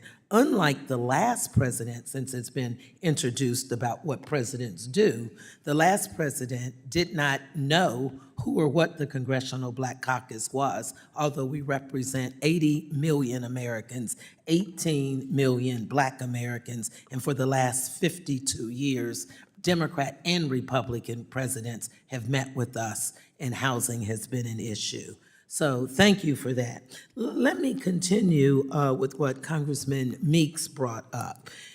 We have held hearings in this committee led by Chairwoman Waters and others over the last two Congresses that dealt with looking at diversity, equity, inclusion, and some of the biases with appraisals. Your time ran out when Chairman Meeks was starting to ask about representation of people in color and biases in this profession. Is there anything you'd like to add to that? Yes, thank you. In terms of appraisal diversity, I know Fannie Mae and Freddie Mac have worked with, I think there are 29 sponsors to bring diverse clients, diverse persons into the appraisal industry, because again, it's aging out and it's less diverse than other industries. And that was one of the things that came out at the hearing that we had last week, Friday, at FHFA with the appraisal subcommittee. Right now, there are 469 scholarships that have been given by these 29 sponsors to persons who are interested in serving in the appraisal industry. There's not a lot of knowledge at colleges or HBCUs or community colleges about that, so there's a lot of outreach that's being done. But what's happened is when people hear about it, they want to find out more, and so there's been a lot of interest in the appraisal industry by diverse persons and diverse organizations, and we're trying to make sure that we accommodate that in any way that we can through the private sector. Thank you. As the former D&I chair, I really appreciate that. Certainly, we all know that the FHFA was created by the Housing and Economic Recovery Act to restore the confidence and stability in mortgage markets in the wake of what we experienced in 2008 with that financial crisis. One of your agency's primary goals is to ensure that the enterprise and the federal home loan banks are operating in a safe and sound manner and serve as a reliable resource of liquidity in the housing financial market. What is FHFA doing under your leadership to help ensure the safety and soundness in the housing finance market? If anything you'd like to add. Yes, thank you. So we are looking at the operations of the enterprises and our regulated entities. We've got examiners on site, and we conduct regular examinations. We're also looking at ways for the enterprises to build capital so that they don't have to rely on the taxpayer support should there be losses. We are looking at ways to both help home ownership in a responsible way, because one of the things that we learned from the crisis was it doesn't make sense to put people in a home if they can't stay in the home. It's a lose-lose situation. And so we focus on sustainable home ownership, and safety and soundness is embedded in everything that we do at FHFA. If an economic crisis were to occur, do you think you have what you need at your disposal, or is there anything else Congress can do to help you? We'd be happy to work with the Congress on any way to help with looking at ways to make home. The gentlelady's time has expired. Thank you, Mr. Chairman, and thank you to the witness. The chair now recognizes a gentleman from Michigan, Mr. Huizinga, for 5 minutes. Right here, Director. Thank you for being here, and I appreciate your testimony. Director, do you believe it's appropriate for the FHFA to prohibit GSEs from varying their pricing solely based on the origination channel of a loan?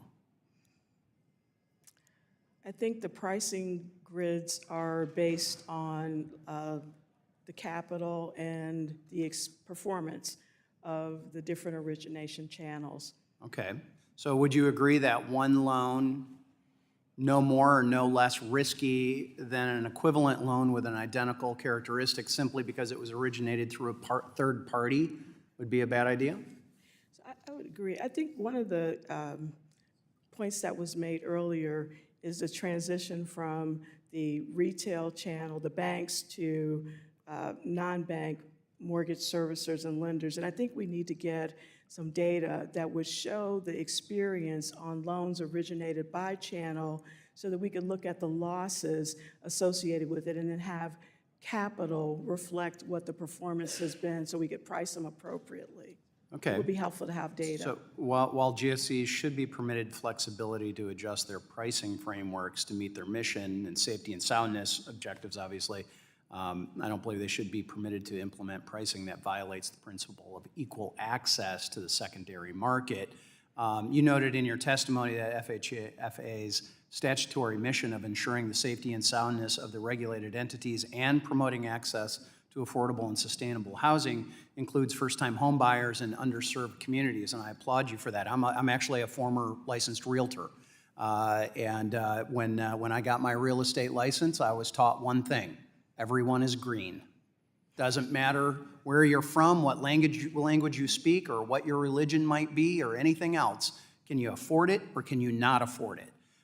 So I'm curious, do you believe the reports that disparities in pricing for third-party organizations, TPO loans, are a departure from the core level playing field principle that FHFA has established? So I would want to see data that showed by channel what the loss experience has been so we could appropriately account for the. Should there be a difference, though? I hope not.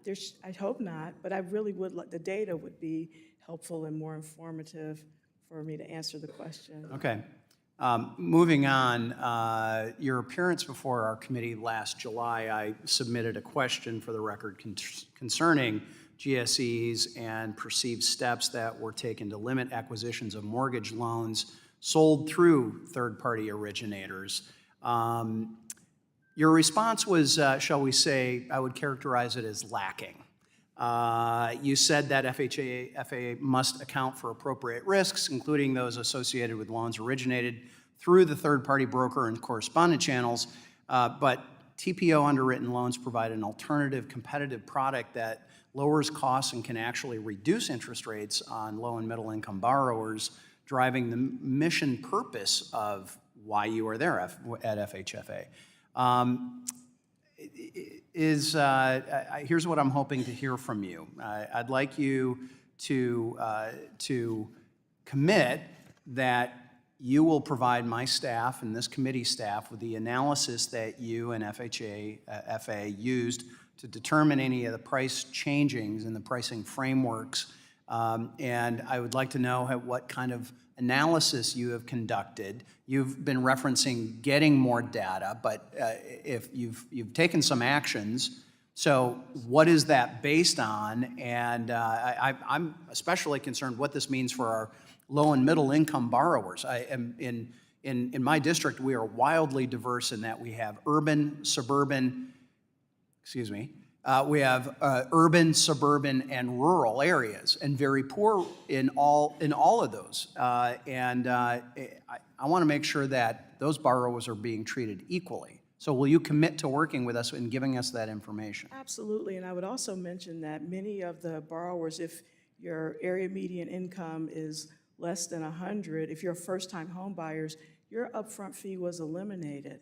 And so I would really want that message to get out that for first-time home buyers, the upfront fee was eliminated. You do have to continue to have the mortgage insurance, and your costs are going to be higher than someone that has a higher credit score and a higher down payment. But the upfront fee for first-time home buyers in rural and urban countries throughout this country. Well, many of us, in my remaining 3 seconds, many of us are concerned about that disparity and making others. Gentleman's time has expired. Thank you. I yield back. The chair now recognizes the gentleman from California, Mr. Vargas, for 5 minutes. Thank you very much, Mr. Chair, and I thank the ranking member, Waters, for this hearing, and I especially want to thank Director Thompson. I have to say that I want to join with my colleague, Mr. Foster, and to thank you for the service that you've given, your deep knowledge. I have to say that I think you're doing a great job, and I've enjoyed your performance today in the sense that in a few times they tried to put words in your mouth, especially with respect to the president and what you said and what you didn't say, and you corrected the record very graciously.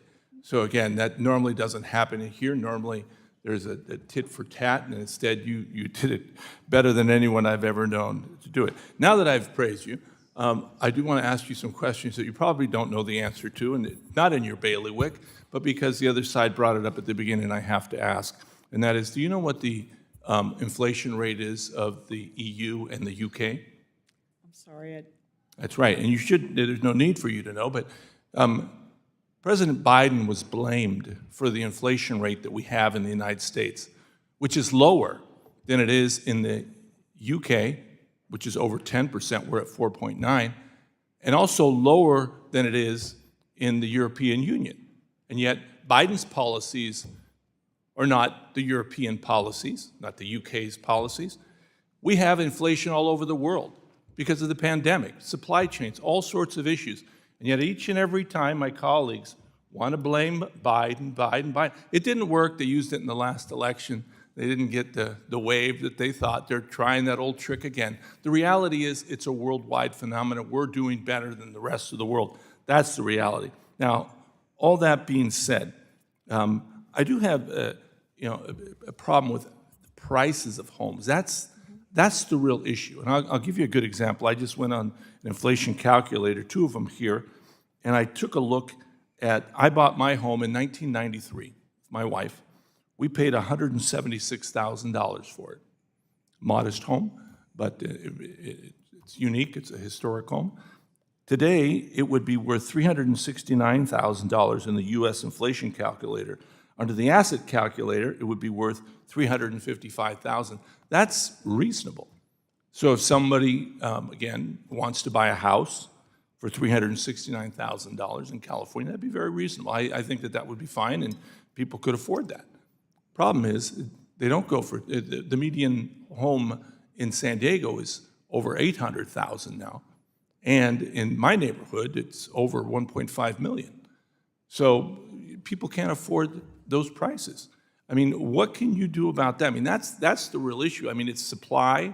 If you had more supply, and people want to live in California. People say they don't want to live in California. Every time a house goes up for sale, there's all sorts of people trying to bid on it. So what can we do about the supply? That's the issue.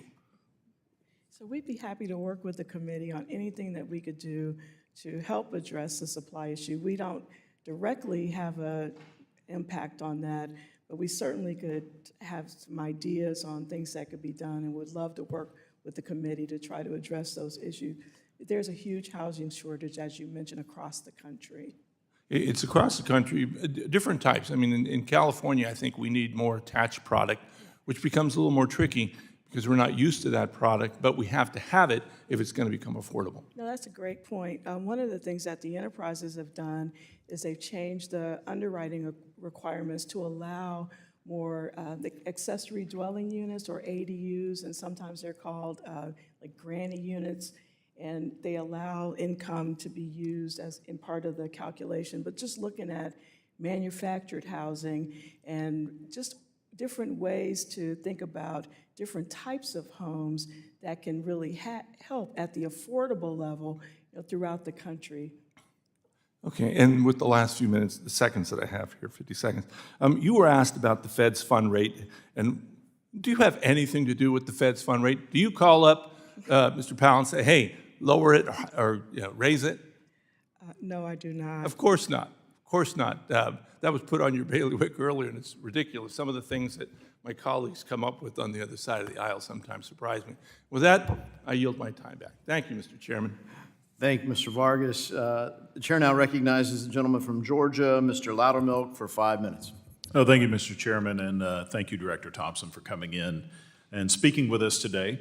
I want to echo some of my colleagues' concerns over the loan level price adjustment changes that took effect earlier this month, but I'd also like to echo some of my colleagues from Georgia and Missouri on the bi-merge, tri-merge transition. As Ms. Wagner pointed out, I don't think anyone would argue that all three credit reporting bureaus reflect exact same information about a borrower, and thus they aren't interchangeable. Excluding a single trade line could move borrowers up a credit score band, increasing risk for lenders. Additionally, there's an element of hazard. If only two scores are used, how do you plan to prevent lenders or borrowers from gaming the system and using the two most favorable scores? Great question. And we have a proposed rule out for our capital rule. And one of the questions in that rule is related to the bi-merge, tri-merge, and how should we calculate it? Because right now it's a two-step process. You take, the median and then the lowest score based on the two borrowers. And should we move from median to average? And just how do we make sure that if the lender doesn't like two scores, and if they pull a third one, that they're not using that? So one of the things that we're talking about is making sure that if lenders pull 3 scores, they have to use all 3 scores. But if they pull 2 and don't like the 2, then they have to make that submission. But we are doing a request for comment on that in this new capital rule, and the comments just closed. I think it was May 12th, I'm sorry. But that is a question. So this is something you're still working on. You really haven't come up with a conclusion of how you're going to do this? We're getting input from the people that are going to be using this. So what about in the reverse situation, just as it could move borrowers up a band, missing critical information or a trade line could force millions of credit-worthy consumers down to a lower credit score band? Wouldn't this reduce access for borrowers who would otherwise be deemed creditworthy? So in addition to the credit score, the enterprises both have their own underwriting engines that they use, and this is an input to that. And so they try to take as much information as they can to make a good underwriting decision. I know Fannie Mae uses trended data, and I think Freddie either is or does, which doesn't just talk about what gets paid, it talks about how it gets paid as well. And so there's just a lot of information that's available that goes into the underwriting decision, And based on the analysis that we did, we thought that moving from 3 credit scores to 2 did not detract from accuracy of the borrower's final credit score at all. So what credit score models did you use for validation studies? The FICO 8, FICO 10, So we, Vantage score? so 2 models were validated by the enterprises, FICO 10T and Vantage Score 4.0, and we're working on a multi-year implementation process to change from classic FICO, which is over almost 30 years old, to these new credit scoring models. And so updating the credit scoring models has been a priority for the agency for years. And so FICO 10T and Vantage 4.0 were validated by the enterprises and FHFA. So are you planning on validating by merge across all the models before implementation to evaluate the impact of the average scores? The bi-merge, tri-merge process is outside of the credit score model update. So the credit reporting agencies generate the score and they send it to FICO or they send it to Vantage. They also send it to the lender. So the lender would have the 2 scores and they'd either take the lower of the median or the lower of the average. So my last question, I'm running out of time here, is we all know that if a lender misses information, makes a loan to someone who can't or doesn't pay back, that affects every consumer across the board. Is it a good idea to limit any information to lenders when a house is the largest purchase most people will make in their lifetimes? And it's the most critical. Are you concerned at all about the adverse effects this might have if lenders become more risk adverse due to incomplete information? So we think this would increase competition. Again, when we looked at moving from 3 scores to 2, there was really no difference in accuracy. The gentleman's time has expired. Thank you. The chair now recognizes the gentleman from Nevada, Mr. Horsford, for 5 minutes. Thank you, Mr. Chair, and to the ranking member. Thank you to Director Thompson for appearing before the committee. I want to start by commending your diligent work to expand opportunities for home ownership to hardworking Americans while never sacrificing the safety and soundness of the government-sponsored enterprises. I'd also like to applaud your thoughtful decision to rescind the proposed loan level pricing adjustment fee on borrowers with debt-to-income ratios greater than 40%. We heard just last week from experts such as the Realtors President, Kenny Parcell, who reiterated the increased uncertainty that low-wealth homebuyers would face if these carried that additional fee. The new price matrix will help lower wealth borrowers and increase access to home ownership for first-time home buyers. Now, I represent Nevada. My district's 50,000 square miles. I have rural areas and urban areas, and I'm particularly concerned with the rural communities who have lower home prices than some of the ballooning housing market in Las Vegas, but who fit the profile of high credit but low wealth. And I look to these rural areas as an opportunity for entry-level home ownership. So thank you for making them a priority. I also find it interesting when I hear this debate about credit worthiness. We just had bank executives here the other day who won't even take accountability for their lack of performance and governance on the banking institutions that they have responsibility for, but yet somehow we will target individuals and question their credit worthiness on formulas, in my opinion, that are out of date, antiquated, and I'm glad that you have decided to look to more updated models, particularly after the housing collapse of 2008, the pandemic that we've endured, that people are coming out of. It's time that we allow people the ability to show their worth is in investing in themselves and their families, and one part of that is through home ownership. Now, Director Thompson, as you are aware, there has been renewed debate around how credit scores may bake in a history of discrimination. Could you please discuss your view on the impact that over-reliance on credit scoring could have for majority-minority communities? And additionally, I noticed a recent announcement from the FHFA that validated the use of additional credit scoring models, so could you discuss how this potential change will help equitably expand access to credit? Sure, thank you. The enterprises had been using the classic FICO credit score model for years. Classic FICO is almost 30 years old, and it was time to update the models. We had a process that the enterprises went through where they validated applicants. So we said, we're updating the credit score models. Anybody who wants to be the new credit score model can submit an application. So we had an extensive validation process. And what we found was that both FICO 10T and VantageScore 4.0 both met all of the tests of accuracy, reliability, but they also were more inclusive. What's different today is, these new models include positive rent payments, they include payments for utility bills, they include payments for things that weren't in place 30 years ago. Yeah. And that's the point. Yeah. So you're telling me, and I previously was serving on the Ways and Means Committee, and this is the inequity that's inherently baked into some of the instructional inequities. So a homeowner can be treated one way and get credit, but a renter who pays on time gets no credit. But now you're accounting for that in your new methodology. Someone who is paying their utilities on time and their phone bills on time can now use that as a sign for credit worthiness. That's correct. I appreciate that.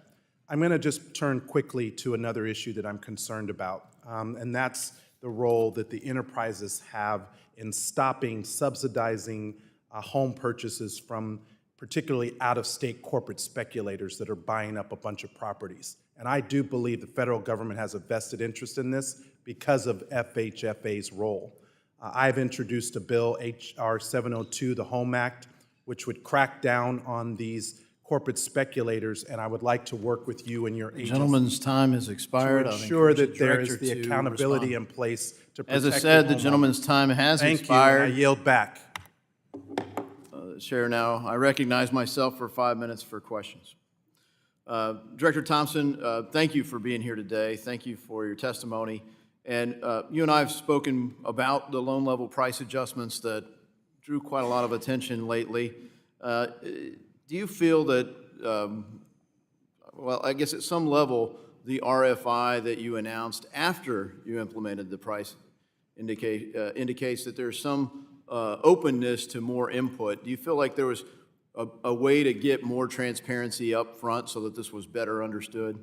Absolutely. I think that we do, again, publish every year what the pricing is and compare it to what it was, because when the enterprises were first put in conservatorship, they were given pricing discounts to larger sellers versus smaller sellers, and we want to make sure there's a level playing field for both, large banks and community banks as well. And so we are very conscientious about what they're paying and who's paying what, and we've got, the report has it by LTV distribution and DTI, you name it. As we spoke, there are a lot. We could fill up all my 5 minutes trying to talk about it, but I appreciate you taking the time to do the RFI now. And so just last week, when our subcommittee on housing and insurance met, we noticed a bill called the Middle Class Borrower Protection Act. I introduced that with colleagues yesterday. And the bill reverts to the old LLPA prices and freezes those prices for a year, pending a GAO review of the current process. It would require FHFA to conduct a notice and comment procedure for future LLPA periods. And frankly, that probably would have dealt with some of the transparency challenges, I think anyway.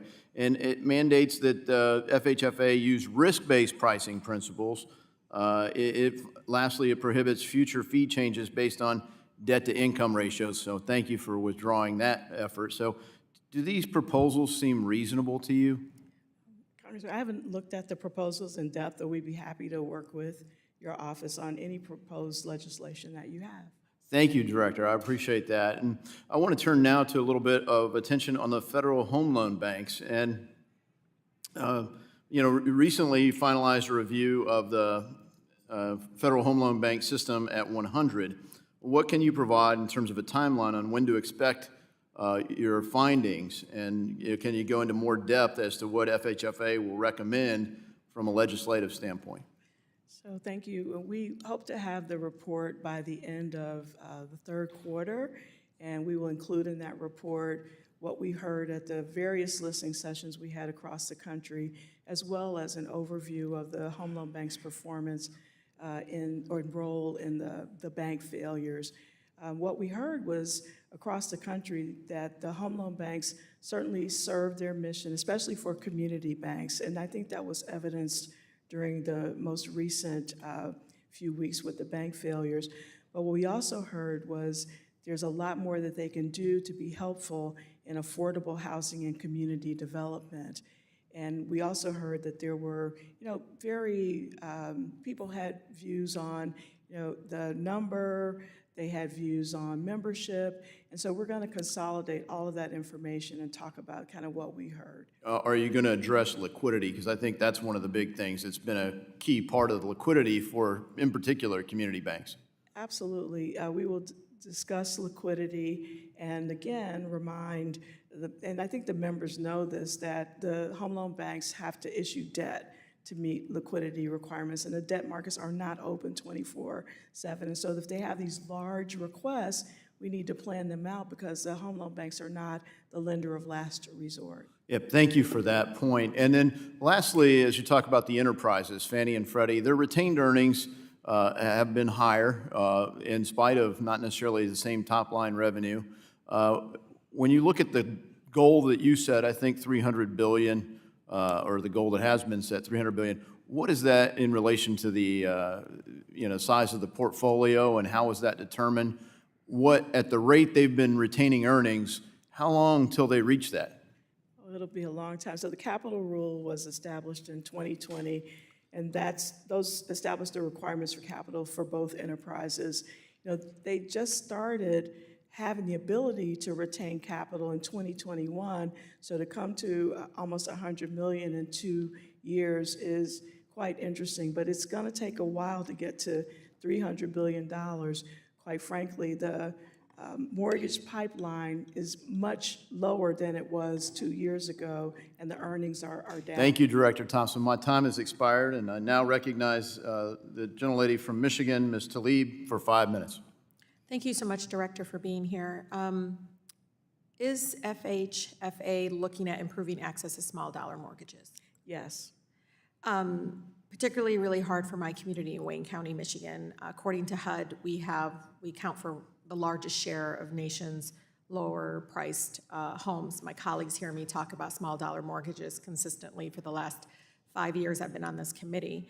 And I can't believe it's actually harder to get a mortgage for less than $100,000 than one for over $100,000. It is my understanding that Freddie Mac and Fannie Mae provide lenders a higher fee, or they call it the org fee. Yeah, small dollar mortgages to encourage lending. Is that correct? Yes, small dollar mortgages have been a huge impediment to try to either originate or refinance. What we're finding, especially during the refinancing boom, there were a number of borrowers that had really high interest rate mortgages, but their balances were under $100,000, and the cost of closing was really impactful to them. And so we wanted to make sure that we included small dollar loans in our view, because there are communities around this country where this issue is very impactful. So, could such subsidies be increased or expanded? We'd have to take a look at that, and we'd be happy to work with your office on this issue. Do you think it could be possibly implemented through FHA as well? I would have to have a conversation with them, but I do know that this is a very... Could you at least commit to talking to them about it? Oh, absolutely. Okay. Absolutely. Another option for making small dollar mortgages more viable for small lenders is to leverage the secondary market by pulling some of these small loans. The government-sponsored enterprises, for example, have proposed pilot programs to, secure personal property loans on manufactured homes, for instance. Ms. Thompson, Director Thompson, what are your thoughts on such efforts? Have either of the enterprises taken steps to establish such pilot programs? So the enterprises have looked and are able to purchase manufactured homes, and they've got the requirements in their selling guides. And we've seen an increase in the number of manufactured homes and manufactured home communities that both enterprises have purchased. And we're happy again to work with your office on this very important issue. I would love to work with you on this. Are there other ways to leverage secondary market to encourage small dollar mortgages, loans? So we would I'm genuinely interested. No, this warrants certainly a conversation, and we certainly would want to talk to some MBS investors to see what kind of information they would need to help facilitate the liquidity for these types of mortgages. But again, we would love to talk further and in depth with you about this. So you know during the crisis in 2008 that enterprises were taken into conservatorship by your agency, and you know ultimately you have authority over them. I mean, right now, technically, maybe legally, Director Thompson, could FHFA require the enterprises to do pilot program to facilitate small dollar loans? Well, certainly, the enterprises have a number of pilot programs, and again, we're trying to be very transparent about the pilot activities we have. On small dollar mortgages? I think in some of the equitable housing finance plans, there are references made to some of the small dollar loans because they do impact underserved communities. But I'll have to take a look and just be more specific with you. I think it needs to be more targeted and more intentional, truly. We lost more Black homeownership, Director, in Michigan than any other state in the country. And we haven't truly recovered after the 2008 recession. And we have now neighborhoods that were thriving in the city of Detroit and even neighboring communities like Inkster and other places where we have now more renters than homeowners because private equity firms have been able to gobble them up, not even on mortgage foreclosures, on tax foreclosure, which we've been working with Secretary Fudge on and working with using ARPA dollars to help those families. But I think being much more intentional. I know there was a report came out, and that's great, but I think my residents are tired of studies and reports and want us to do much more in actually implementing. The last thing is, I want more credit through the Community Reinvestment Act for small dollar mortgages, something to incentivize more of these lenders to do that. Again, I know it's not gonna be profitable as much as over $100,000 mortgages, but communities across the country are suffering because of that. So I want you to look into that as well. Gentlelady's time has expired. The chair now recognizes the gentleman from Tennessee, Mr. Rose, for 5 minutes. Thank you, Mr. Chairman. Thank you to Chairman McHenry and Ranking Member Waters for holding this hearing, and thank you to Director Thompson for being with us today. And thank you for meeting with our team last week and talking about the industry, including mortgage insurance. And I think we clearly share the goal of trying to make the dream of homeownership as attainable and affordable for as many Americans as possible. But of course, you understand we also have to protect the taxpayers of this country. And so thank you for spending time with me. Last October, the FHFA announced that it approved 2 new credit scoring models for conventional mortgages, FICO 10T and Vantage Score 4. FHFA recently announced its proposed implementation timelines whereby the agency would, number one, begin delivering and disclosing historical data for both scores to support credit model updates in the first quarter of 2025, and secondly, incorporate credit score model updates into its capital and pricing by the fourth quarter of 2024. As you know, this is a complex undertaking that will have a broader impact on the GSE capital rule. The rule says, and I quote, "The enterprises currently rely on classic FICO for product eligibility, loan pricing, and financial disclosure purposes, and if the enterprises were to begin using a different credit score for these purposes or multiple scores, the grid for new originations would need to be recalibrated." So, Director Thompson, can you expand on the ways FHFA is preparing to recalibrate given the 2 new credit scores, and how do you think moving to the 2-score model impacts the enterprise capital rule? So thank you for the question.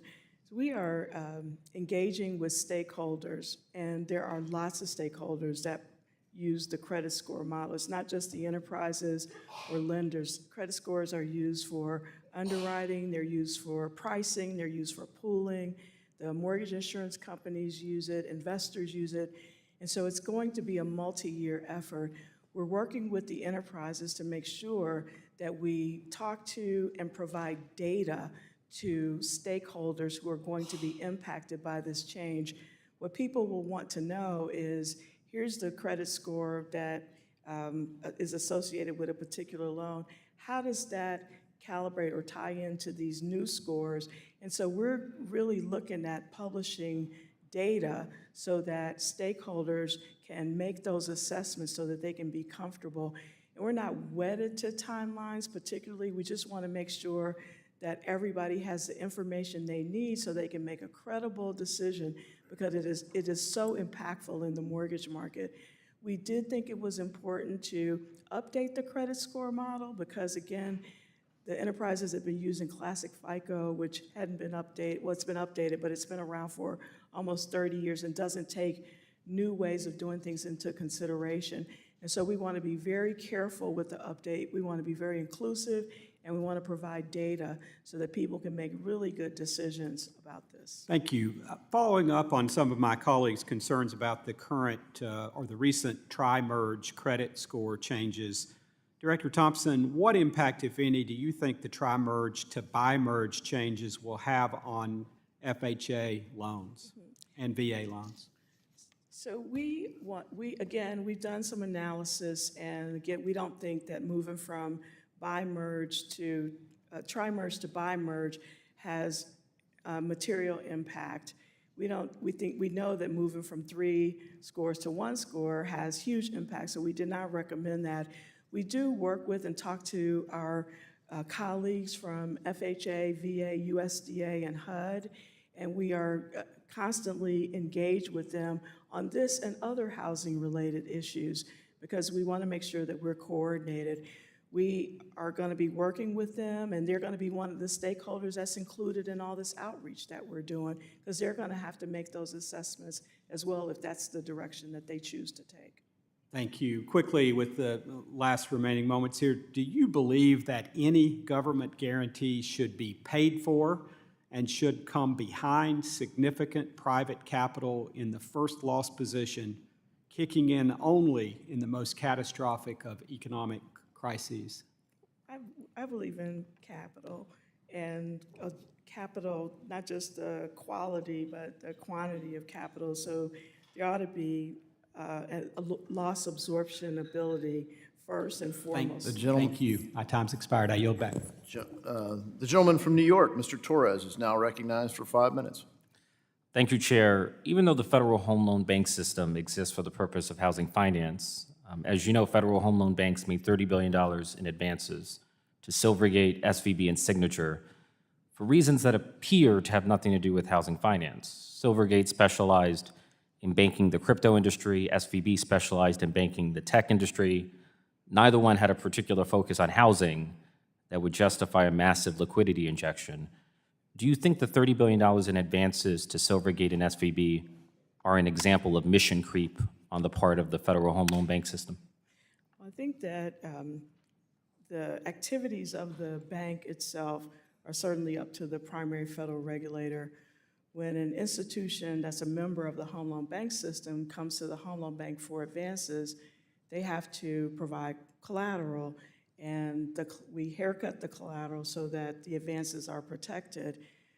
When we provide advances, or when the home loan banks provide advances to the member, they have to, or they should be using those funds to either buy mortgage-backed securities or increase community lending or home lending in their respective communities. Many of these institutions— So it sounds like you would agree that it was mission creep. Well, I don't know if their mission is up to their primary federal regulator. Our role is to make sure that they tie their advances to homeownership, whether it's through MBS. Do you have any reason to think that those liquidity injections were related to homeownership? Well, we're doing a review of— You would be the only one who believed that if that were true. Me? You would be the only one who believed that if that were true. I'm not sure if anyone thinks that that was related to. We'll find out the facts and put them in our report. The banks that received the $30 billion were at imminent risk of failing and ultimately did fail. And if the federal government had never intervened to ensure the deposits of SVB and Signature, those FHLB funds would have been permanently lost. Do you think it was responsible for the federal home loan banks to inject $30 billion into failing banks? Well, the advances are covered by collateral, so the home loan banks don't lose funds at all, and 9 times out of 10, they're over-collateralized, so it's not a loss for the home loan banks. Are you investigating whether these injections were related to housing finance, or? We're taking a holistic view at everything that happened that weekend. What's the timeline for the review? September 30th. Fox News had a headline that read, "New mortgage rules favor buyers with bad credit." The implication of the headline is that it disfavors buyers with good credit. According to an Urban Institute analysis of the new pricing matrix, those with the lowest credit scores and down payments would pay as much as 2.2% in LLPA fees, whereas those with the highest credit scores and down payments would pay nothing in LLPA fees. Does that strike you as a pricing model that, in the words of Fox News, favors buyers with bad credit? Our new pricing grid in no way allows persons with high down payments and high credit scores to pay more than low. It just doesn't work. Quite the opposite. Yes, the So, opposite. so the reporting on FHFA has not been fair and balanced. Correct. According to the Republican memo, the GSEs are private corporations chartered by the federal government with special benefits to help make homeownership more available and affordable for lower and middle-income Americans. Given that description, is it fair to say that the FHFA, as both a regulator and a conservator of GSEs, has a statutory obligation to break down barriers to affordable homeownership for lower-income Americans? Yes, And those barriers include high fees, correct? many. And we actually have equitable housing finance plans that look at what the barriers are and provide suggestions on how to remove those barriers for underserved areas. But reducing fees for lower-income, lower-wealth borrowers is not an act of radical redistribution on your part. It's a fulfillment of the mission conferred upon you by Congress. Is that a fair assessment? Yes, and we did eliminate the upfront fees for first-time home buyers throughout the country. The way we're able to pay for that is through second and vacation. The fees charged on second and vacation homes, investor homes, are well more than the fees that were eliminated for first-time home buyers who are credit-worthy but struggling to have a down payment. In the enterprises affordable programs, the average credit score for many of these borrowers, I think for Fannie is 743, and for Freddie is 742. So we're just talking about credit-worthy people. They just don't have a down payment. Thank you. The gentleman yields. Gentleman from South Carolina, Mr. Timmons, is now recognized for 5 minutes. Thank you, Mr. Chairman.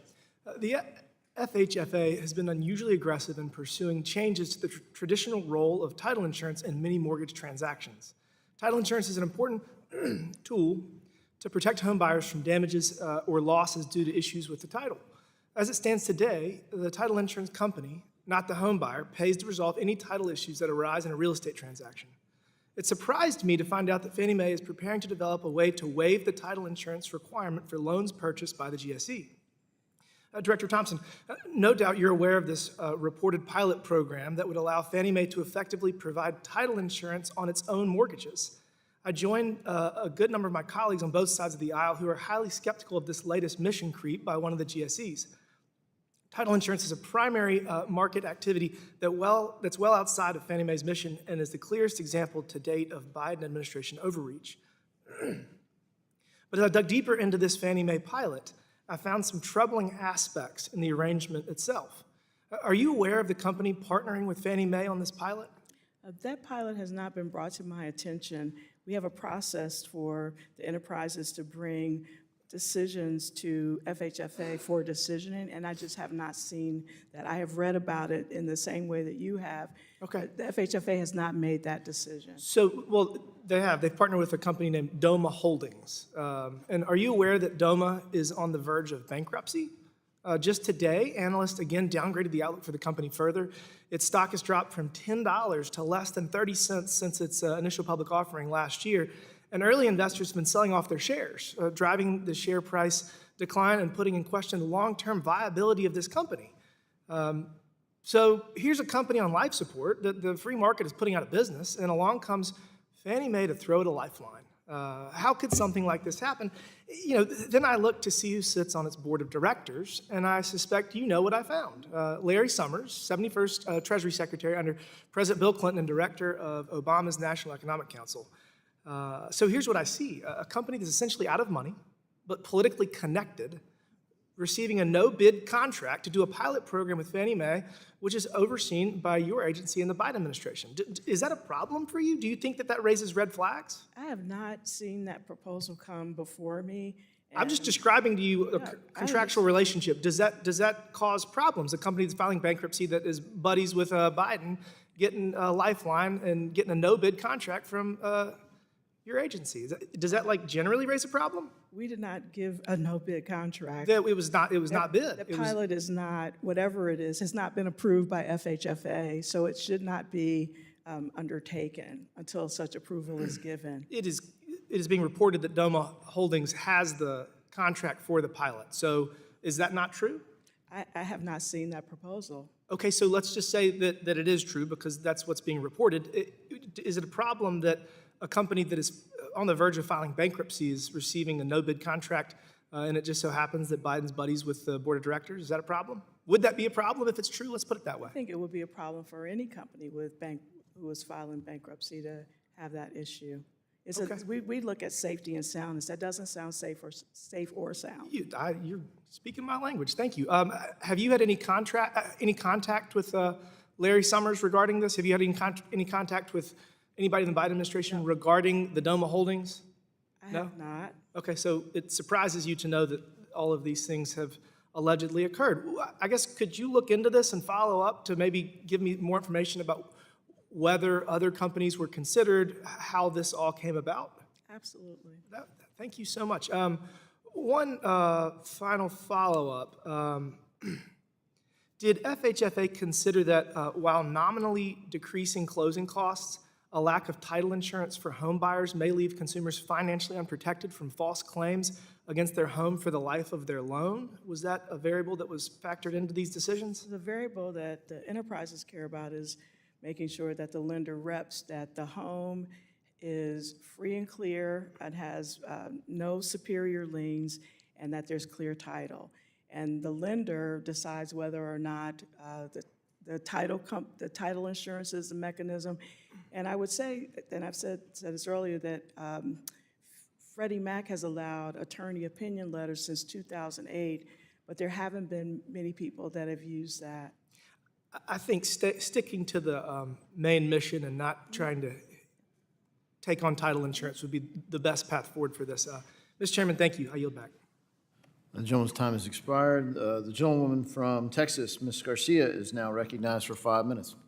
Thank you, Mr. Chairman, and thank you, Director Thompson, for being here with us today.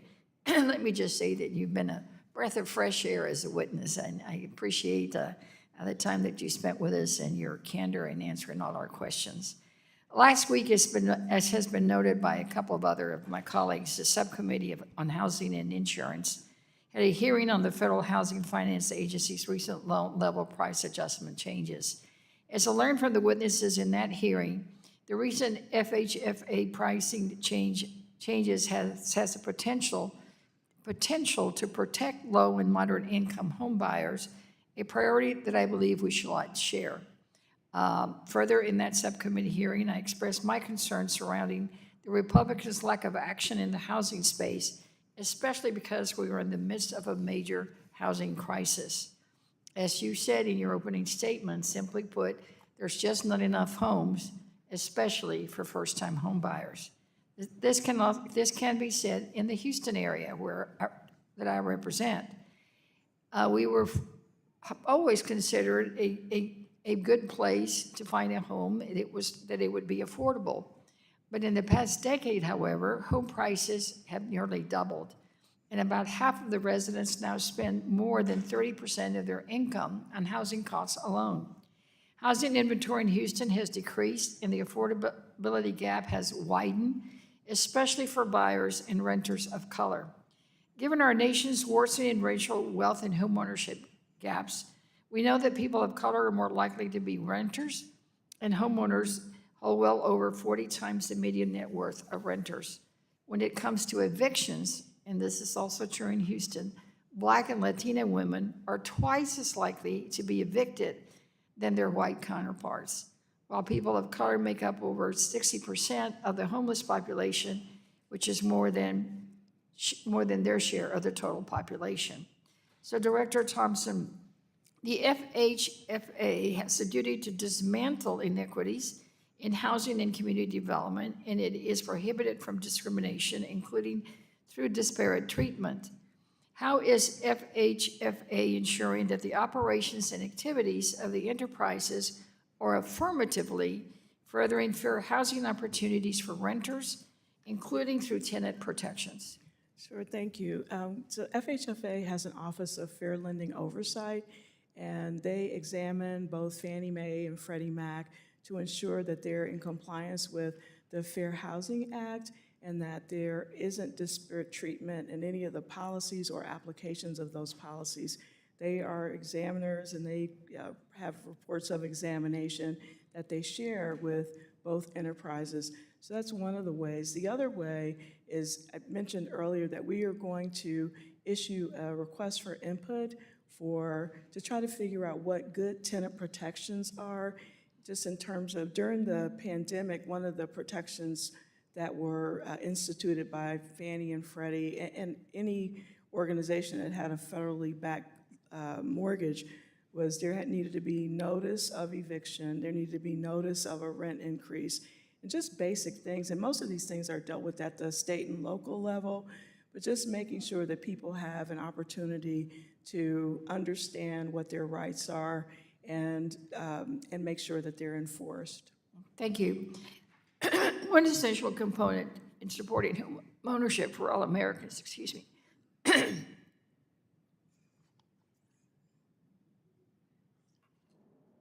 allergy season. One essential component to supporting homeownership for all Americans is expanding access to credit and lending. Disparities remain in mortgage access, as only 4.7% of Freddie Mae and 4% of Freddie Mac backed mortgages for home purchases were from Black home buyers in 2021. And research from the Urban Institute suggests that there are more than 1 million mortgages are missing from the U.S. financial market each year, and disproportionate percentage of those are missed by borrowers of color. What can the FHFA do to make sure that young Americans, low-income Americans, and Americans of color can purchase homes to build wealth for future generations? Sure. So we noticed that same statistic, and one of the things that we're requiring the enterprises to do is put forth an equitable housing finance plan that identifies what the barriers are. They also have to identify solutions for these underserved communities. One of the barriers is just the financial literacy in terms of homeownership. Gentlelady's time has expired. You may answer for Director Thompson. You may answer for the record. The gentleman from South Carolina, Mr. Norman, is now recognized for 5 minutes. Thank you, Ms. Thompson. Appreciate you coming today.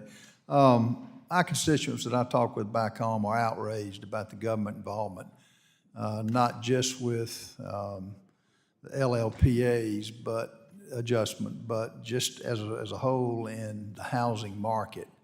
How important, where does, in your mind, in your role as director, where does the private sector come in? Excuse me. Well, do you support the private sector getting more involved that will enable the housing market, people to buy? It would be nice to have a balance of private sector and government in the housing market as previously has existed.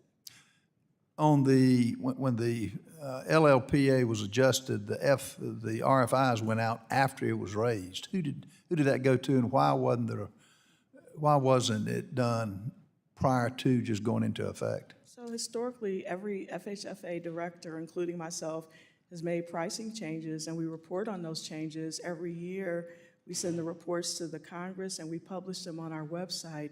We also published the RFI because it was the misunderstanding that was spoken that high credit score borrowers were paying for low credit score borrowers. No, let me ask you. I was just going to miss, if you could. Let me just ask, before you, let me ask you now, a higher, tell me if I'm right or wrong, a higher, that buyer with a higher base credit score, doesn't he pay an added fee that went up to subsidize those who may not have a? The fee that was eliminated for first-time home buyers is paid for through second mortgages and vacation homes, investor properties, and Through a higher fee, through a higher closing cost fee. They have higher fees, and that's always been the case. And that's where the money goes. And that's where the money goes, yes. Okay, so that is subsidizing those with the lower credit scores. Yes. The money's going somewhere. Well, the Congress allowed us to get a lower return for certain Okay. mortgages.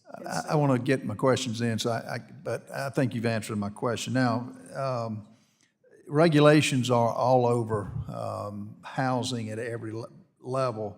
Rent controls, is this something that should be expanded by the federal government, in your opinion? Our agency has not gotten involved. I'm just, in as that. director, what's your general opinion? Are rent controls a great thing? We're actually issuing a request for input to the public to get information on rent controls and tenant protections to see what all stakeholders have to say. So Okay. On appraisals, I've heard going from 3 to 2. Are the government agencies giving the appraisals or the credit reports varying information that they can include in the credit report and what they can't include?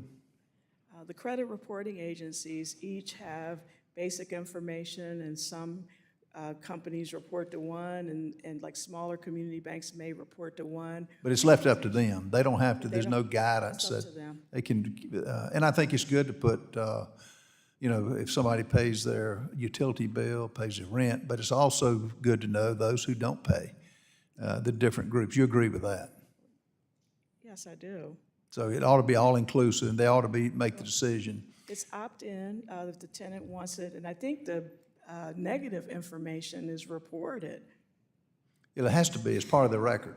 So the positive information needs to be reported too, so if you have people paying their rent on time, that needs to be included. Okay. What is your opinion on this with the title insurance, an attorney's opinion letter versus getting a full title? The seller, the lender has to represent to Fannie and Freddie that they have clear title and that there's no superior lien to that property. So the lender can say, here's a title insurance policy. And in the case of Freddie Mac, who's been accepting attorney opinion letters since 2008, it'd be either or, not one is not supplanting the other. Okay, and that's up to the agency to decide which ones they accept. The lender. Right, the lender decide. But let me say, we've had affordability issues come up. Have you ever asked those who are in the business why houses aren't affordable?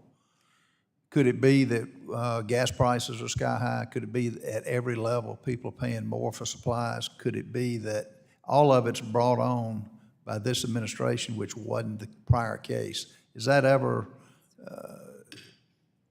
I'll yield back. I'm out of time.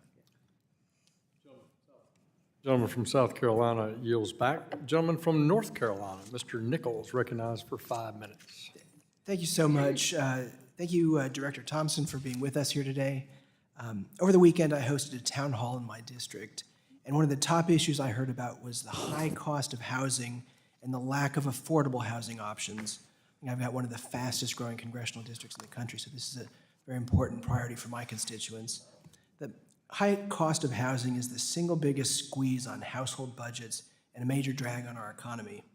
Access to safe and affordable housing is essential to the well-being of working families and individuals in North Carolina and throughout the country. As Vice Chair of the New Dems Affordable Housing Task Force, I'm working to lower housing costs and increase the supply of affordable housing. Unfortunately, if we're unable to find viable bipartisan pathways forward on addressing the debt ceiling, housing prices in my district would skyrocket.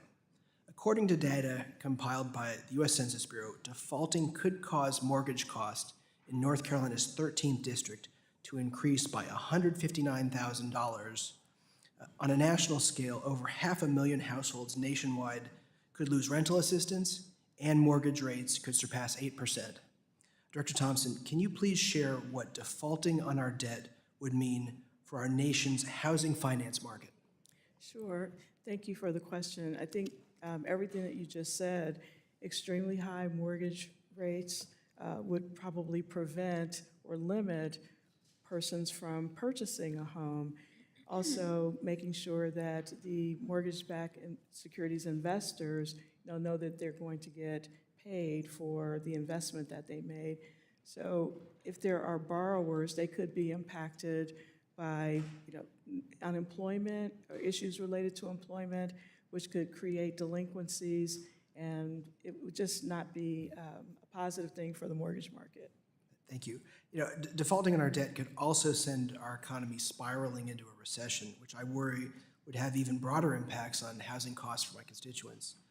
How would a recession impact Fannie Mae and Freddie Mac, the government-sponsored enterprises created to help provide reliable and affordable access to homeownership? So it would be prohibitive again because the interest rates would be probably so high that no one could afford a home. And I think Fannie Mae and Freddie Mac, in terms of protecting, borrowers who couldn't make their payments, they've got, $100 million that they've accumulated over the last 2 years that can cover losses, but it just would not be a good outcome, honestly. Thanks. I want to shift gears here. My wife's an attorney and she handles real estate closings, so I certainly understand the importance of title insurance and the protection it provides to home buyers and lenders. I want to touch on this proposed pilot from Fannie Mae to become a de facto title insurance company. That really concerns me, what I've heard reported on that, as consumers could lose critical protections for their homes. I've heard your answers on this, from my other colleagues, but just generally speaking, Director Thompson, do you agree that protecting consumers and their homes should be a top priority, and that Fannie Mae, by replacing title insurance, probably is not the best way to do that? So yes, I do think that protecting consumers is critically important, especially on the largest asset purchase they'll make. But I do not believe that Fannie Mae is going to be in the primary market or the activities in the primary market at all. Again, the title insurance or attorney opinion letters are acceptable, and Freddie Mac only on the AOLs, and again, that's been since 2008. But those are really to protect Fannie and Freddie from, the seller has to represent that they've got clear title and that there are no superior liens. And so the lender can decide what's acceptable. Thanks. Will you commit to conducting an open process with public input for any new programs under consideration as called for by the prior approval for enterprise products rule? So we have a new products rule that we finalized in December, and we've been working out how that new products rule will work both internally at FHFA and at Fannie and Freddie.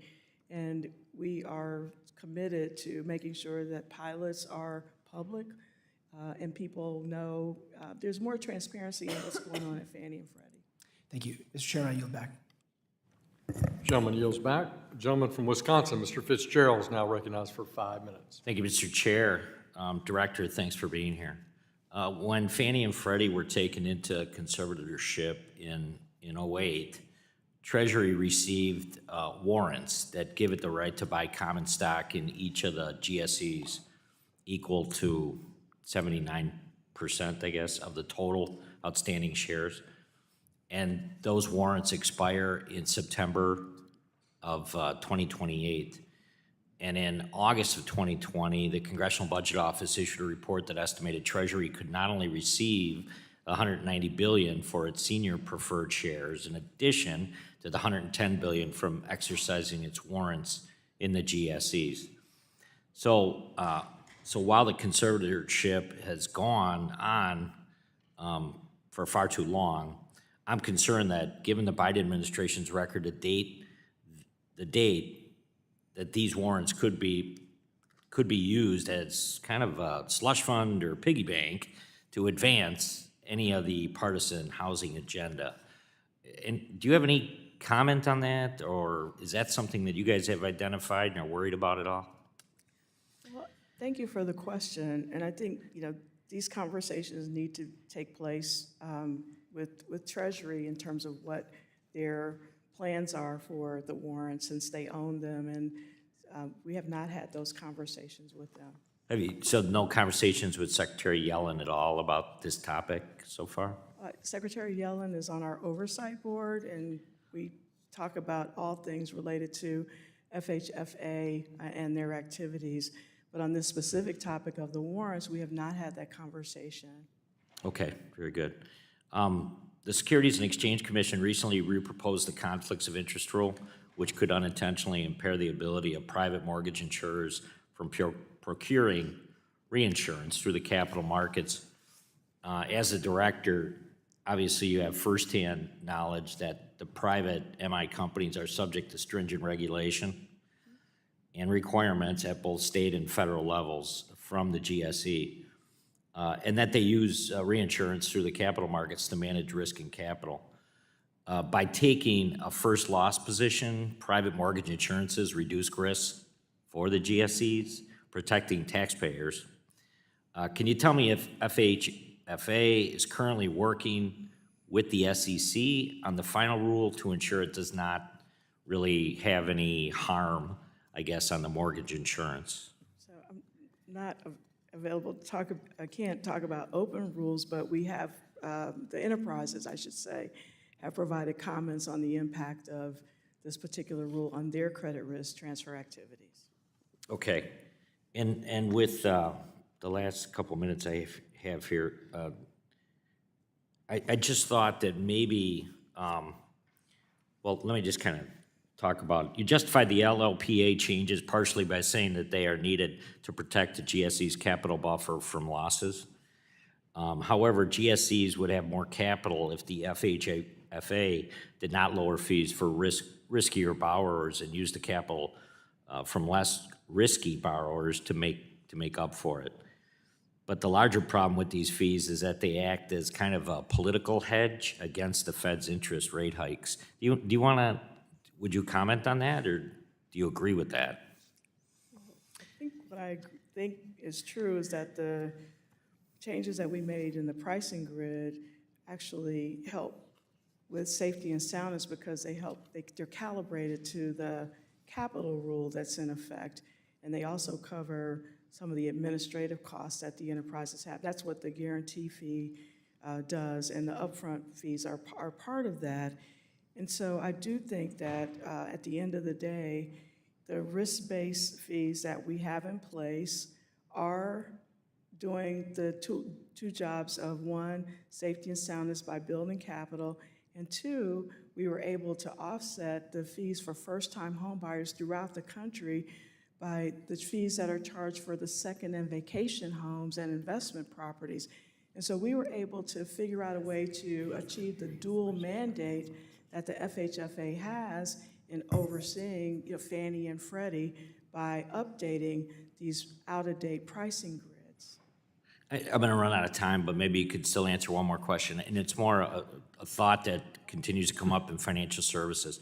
There is this bracket or group of adults between 25 and 35 right now that have been completely froze out of the housing market, and I'm wondering how you view Gentleman's that or time if has you look at that. expired. If you'd submit that question in writing, I'm sure the director will respond promptly. Thank you, you bet. The gentlewoman from Colorado, Ms. Patterson, is recognized for 5 minutes. Thank you, Mr. Chairman. Director Thompson, thank you so much for being here. You have a difficult job of making very complicated decisions, and I appreciate the time that you spent with me walking me through exactly why you all made the changes, and I think that you've done a good job in communicating the impacts of that and the intention, and unfortunately not every American can sit with you and hear that, and so I think that that's the difficulty with politics, is taking these complicated things and trying to create simple messages. So thank you. for your work and to everybody in your agency for the work you do every day. The FHFA serves a critical role in ensuring that Americans with different incomes, levels of personal wealth, and credit scores are able to purchase homes. And we all know that we're in the midst of a historic housing crisis, and the dream of homeownership remains out of reach for many. Home prices in Colorado have skyrocketed throughout the last 20 years, but especially during the pandemic when people were able to work remotely and come to a place that they've always wanted to live. Some communities in my district have seen their home values increase threefold in just a few years and are being forced to leave the communities that they grew up in.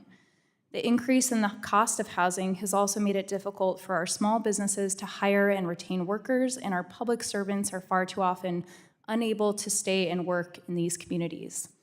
One thing that this committee must address is how we can help incentivize building more housing. We know we have a supply issue. There are numerous reasons why, but one significant contributor is our failure for decades to provide a legal pathway for people who want to work in the U.S. to do so. Our workforce shortage and inability to address our failed immigration system has crippled our economic growth and has significantly increased the cost of building homes and stalled our progress in meeting our housing needs. We've also seen the unfortunate impact of failed tax policies in the U.S. that have increased the inequities in this country and have made it harder for regular people like me to have a chance to get ahead and build a better life. We're seeing the impacts of these policies in every area, but especially in housing. Homelessness is on the rise in every community. Middle-class families are having difficulty getting ahead to buy their first home. And in rural parts of my district, the housing supply being bought up for vacation homes while people who have lived there their entire lives are being forced out. Since I know you can't solve our failed tax policies and immigration system, you do oversee the financing of most housing. And I'd like to know what programs and incentives you're currently providing to help low and middle income individuals buy a home that our constituents should know about, and what Congress should consider to reduce the likelihood of houses being bought up for third, fourth, and fifth homes. Also, what can we do to support our public servants in buying homes so they can stay in the communities that depend on their services? Great, thank you. So we did reduce or eliminate the upfront fee for first-time home buyers for the reasons that you've articulated. The housing supply shortage is very real. There aren't enough houses, and people who live in, work in communities can't afford to live there. And so we eliminated the fee for mostly workforce housing people and first responders, our policemen and firefighters and teachers, as well as first-time homebuyers, people just out of college or people that have been living in apartments for a while. They just can't afford these down payments, and so they are required by law to have the mortgage insurance, which is added to their fee, which makes our pricing grids make sense from a risk-based perspective. But we really believe that we're able to eliminate these fees for first-time home buyers because people are getting, second and third homes, and those fees kind of offset the fees that were eliminated. And so we just believe that homeownership is important. It's important to communities around this country, and whatever we can do to be helpful in that way, in a safe and sound manner, is what we're going to do. Well, thank you. We have very little time left, but one of the problems that I constantly see is we have great ideas, great programs at every level of government, but nobody knows about it. Do you have an outreach program, and are there things that we can do in Congress to support your work? So I think the enterprises have outreach programs, but I really do wish the message about the first-time home buyers would reverberate throughout the country so that people would know that the upfront fees for first-time home buyers are eliminated. The gentleman from Pennsylvania, Mr. Muser, is recognized for 5 minutes. Thank you, Mr. Chairman. Thank you, Director, for being with us. So there is, as we all know, a significant decrease in housing affordability in our country from supply issues, largely due to inflation, building costs, rising interest rates. In Pennsylvania, the price appreciation is nearly 50% just over the last several years. hopefully the administration is not planning on making this worse with new regulations and unnecessary government meddling. So the government entities such as Fannie Mae, Freddie Mac, FHLB system, HUD, VA, USDA represent a large share of the mortgage loan market. There obviously should be a coordinated approach to housing policy across the government to ensure the federal programs do not compete for market share. In the past, when FHA has reduced rates, it incentivized borrowers to move to the FHA, which is supposed to be a safety net, not first choice. Can you describe briefly how you coordinate with other federal agencies to ensure there is no duplication? Of course, and we have quarterly meetings with the other government agencies. We call it the housing govies, but we meet every quarter to talk about the policies that we're each undertaking so that we have this has been going on for many, many years. We meet regularly. The Secretary of HUD is on our oversight board as well as the Secretary of the Treasury. We meet every quarter to have conversations about FHFA policies, and we also have our teams work together on issues that affect housing in this country. There's lots of communication. Sure. Okay. When the FHA announced a premium cut of 30 basis points in February on the premium charge to mortgage borrowers, did the FHA consult with you on the premium reduction announced in February? They did not consult with us. Certainly the reduction in mortgage insurance premium had been widely speculated. They did let us know that they were going to move forward on that. So what effect do you think it had on the private mortgage insurance market? Well, the FHA has a different market than FHFA. I get this question all the time, and we've looked at the enterprises acquisitions, and again, for the affordable programs, the credit score for most of the Fannie and Freddie borrowers is over 740. That's not the case for many borrowers who have FHA-backed loans or VA-backed loans. Do you feel it was minimal effect? Excuse me? Okay, no, so you feel it was a minimal effect since it was two Yeah. different marketplaces, more or less, as you stated. Okay. Do you, in the questioning with Mr. Cleaver and Mr. Barr, you did not mention the liquidity mission of FHLB. You said that you were also working on a report to provide new guidance for FHL banks. Do you agree that providing liquidity to the members of FHLB is a primary mission of the Federal Home Loan Bank? That's in the statute, yes. Yeah, okay. Now, regarding the guidance, can you offer any details on what you might be planning? So we did a study to figure out what was working and what was not. We had 17 listening sessions around the country and 3 days of sessions here in Washington. And one of the areas for improvement were the Home Loan Bank's contributions to affordable housing programs, and that was throughout the country. And so we'll be culminating our report with what they've done correctly, which is a lot, and as evidenced through the most recent bank failures, and then some areas for improvement, some things we can do and some things we'll ask the Congress to do. Was the action of moving the fees higher for those with better credit, if you will, versus those with lower credit, did you get much feedback related to that?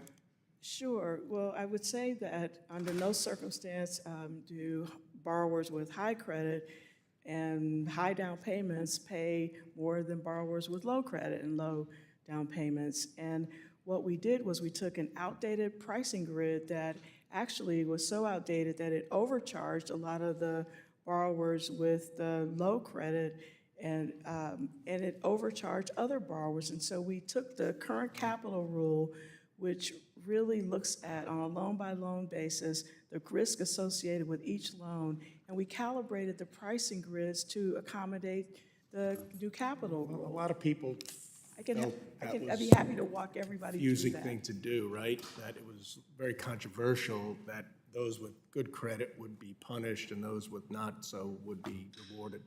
I yield back, Mr. Chairman. Thank the gentleman from Pennsylvania. The gentlewoman from Massachusetts, Ms. Presley, is now recognized for 5 minutes. Thank you, Director Thompson, for joining us and for what you do each and every day. I represent the Massachusetts 7th Congressional District. there was a report, The Color of Wealth, put out by the Federal Reserve of Boston that states that the average wealth for a Black Bostonian family is $8, and that of a white family is $247,500. I believe that has everything to do with home ownership. In July, when you last came before our committee, I asked if your agency, the FHFA, had considered how eliminating loan level price adjustments could increase equitable access to home ownership. Following that hearing, FHFA enacted reforms, including the elimination of upfront fees for low to moderate income first-time home buyers. I really applaud your leadership in making these pricing changes. These are important steps in improving equity in the housing market. I still believe that the FHFA needs to go further and fully eliminate these harmful fees which place home ownership out of reach for everyday people, especially Black, brown, and low-income home buyers. Many stakeholders, including consumer and housing groups, agree that it is time to get rid of these fees. Have you looked into the feasibility and impact of eliminating LLPAs altogether? Sure. We mentioned that we have just recently issued a request for input that talks about this issue. And one of the questions that we're asking is, should LLPAs be eliminated? We're asking, should the pricing grid be tied to the capital framework? So there are a host of issues that we're trying to get stakeholder input on. I'd be happy to keep you updated on our progress. I'd certainly welcome that. Thank you. This LLPA framework, it does disproportionately impact consumers of color. And so I'm glad that you're looking at this so that we can eliminate these structural barriers to affordable housing. Mr. Chair, I ask unanimous consent to enter a 2022 article by WBUR titled, "Black and Hispanic People Are More Likely to Be Denied Mortgage Loans in Boston." I'd like to enter this into the record. Without objection. Director Thompson, in this report, WBUR found that 3,501 applications for loans to purchase homes were denied in Boston between 2015 and 2020. For white applicants, the denial rate was approximately 5%, but for Black and Latinx applicants, the denial rates were 15.3% and 12.7% respectively. This is a modern-day redlining. In your view, what are the biggest barriers for lower-income borrowers and borrowers of color when applying for conventional mortgages? So, great question. We have found that many underserved borrowers, particularly in communities of color, are renters, and some of the positive rental payments don't get counted, and so they end up being credit invisible or they have limited credit. And so to the extent that you report on positive rental payments, it really helps people build their credit in a way that is reflective of their ability to and willingness to repay. And so those are some of the changes that both Fannie Mae and Freddie Mac have made in their underwriting mechanism. And when we update the credit score models, it will include things like, rental payments and utility payments or streaming payments, just things that weren't thought about 30 years ago. So this is really something that's very important. But the rental payment impacts everybody across the country because people were not getting credit for positive rental payments. That's right. That's right.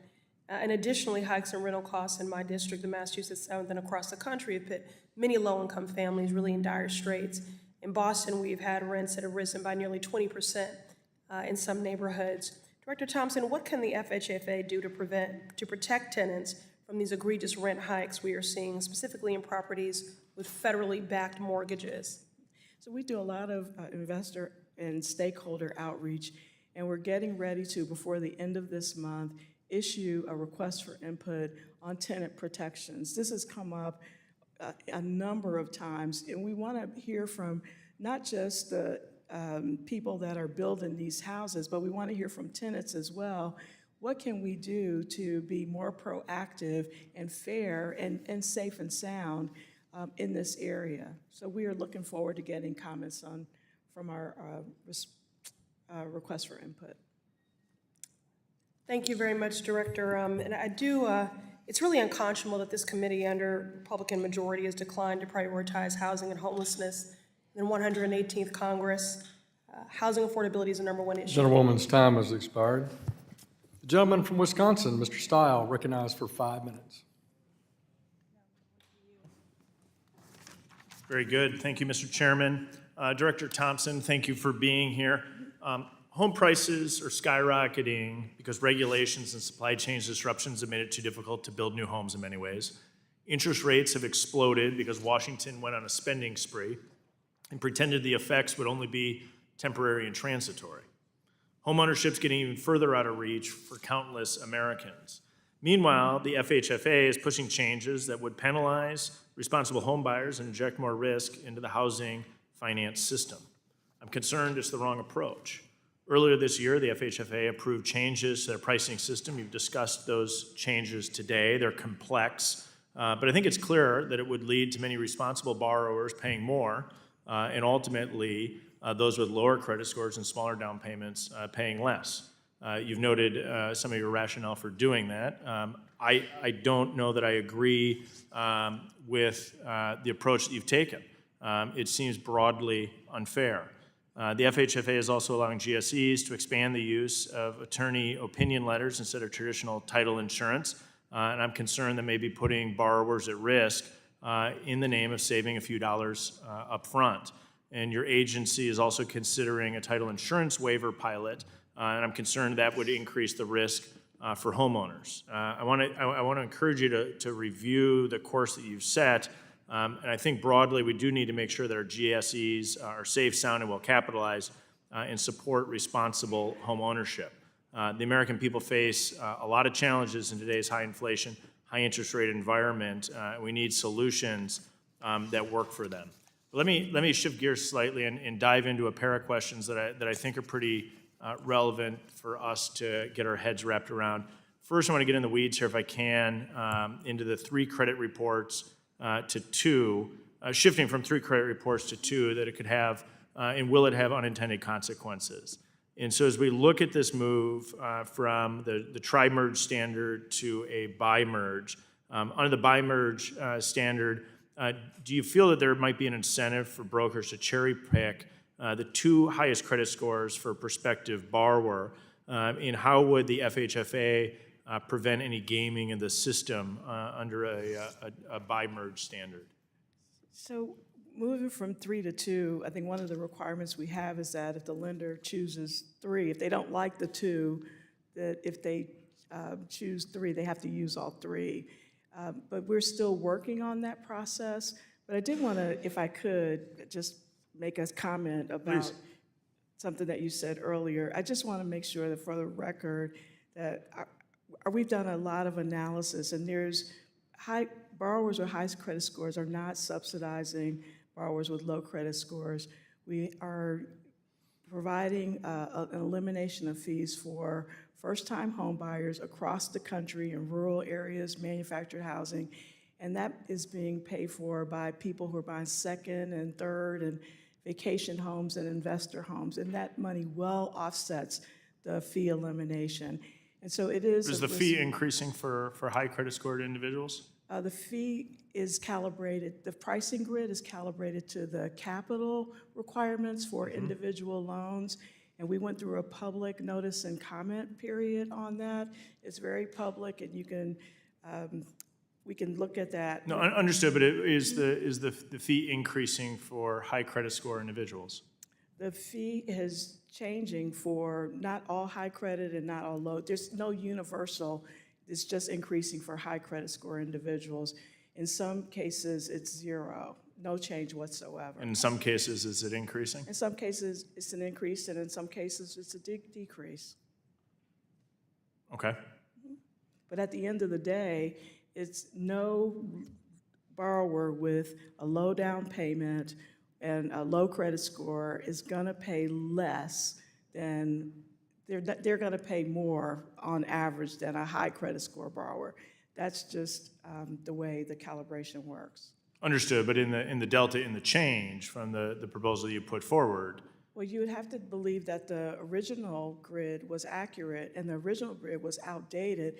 It wasn't calibrated to any of the capital requirements that the enterprises were using, not the one that was in place in 2017 and 2018, and not this one. So we updated it to make the enterprises more safe and sound, more viable, and so that they could accumulate the appropriate amount of capital for the risk that they're taking, so they wouldn't have to be on the backs of the taxpayers. I appreciate being here. I'll follow up in writing on the bi-merge because we ran out of time for it. Mr. Chairman, I yield back. I thank the gentleman. The gentlewoman from New York, Ms. Velasquez, is now recognized for 5 minutes. Thank you, Mr. Chairman, and thank you, Ms. Director Thompson, for being here.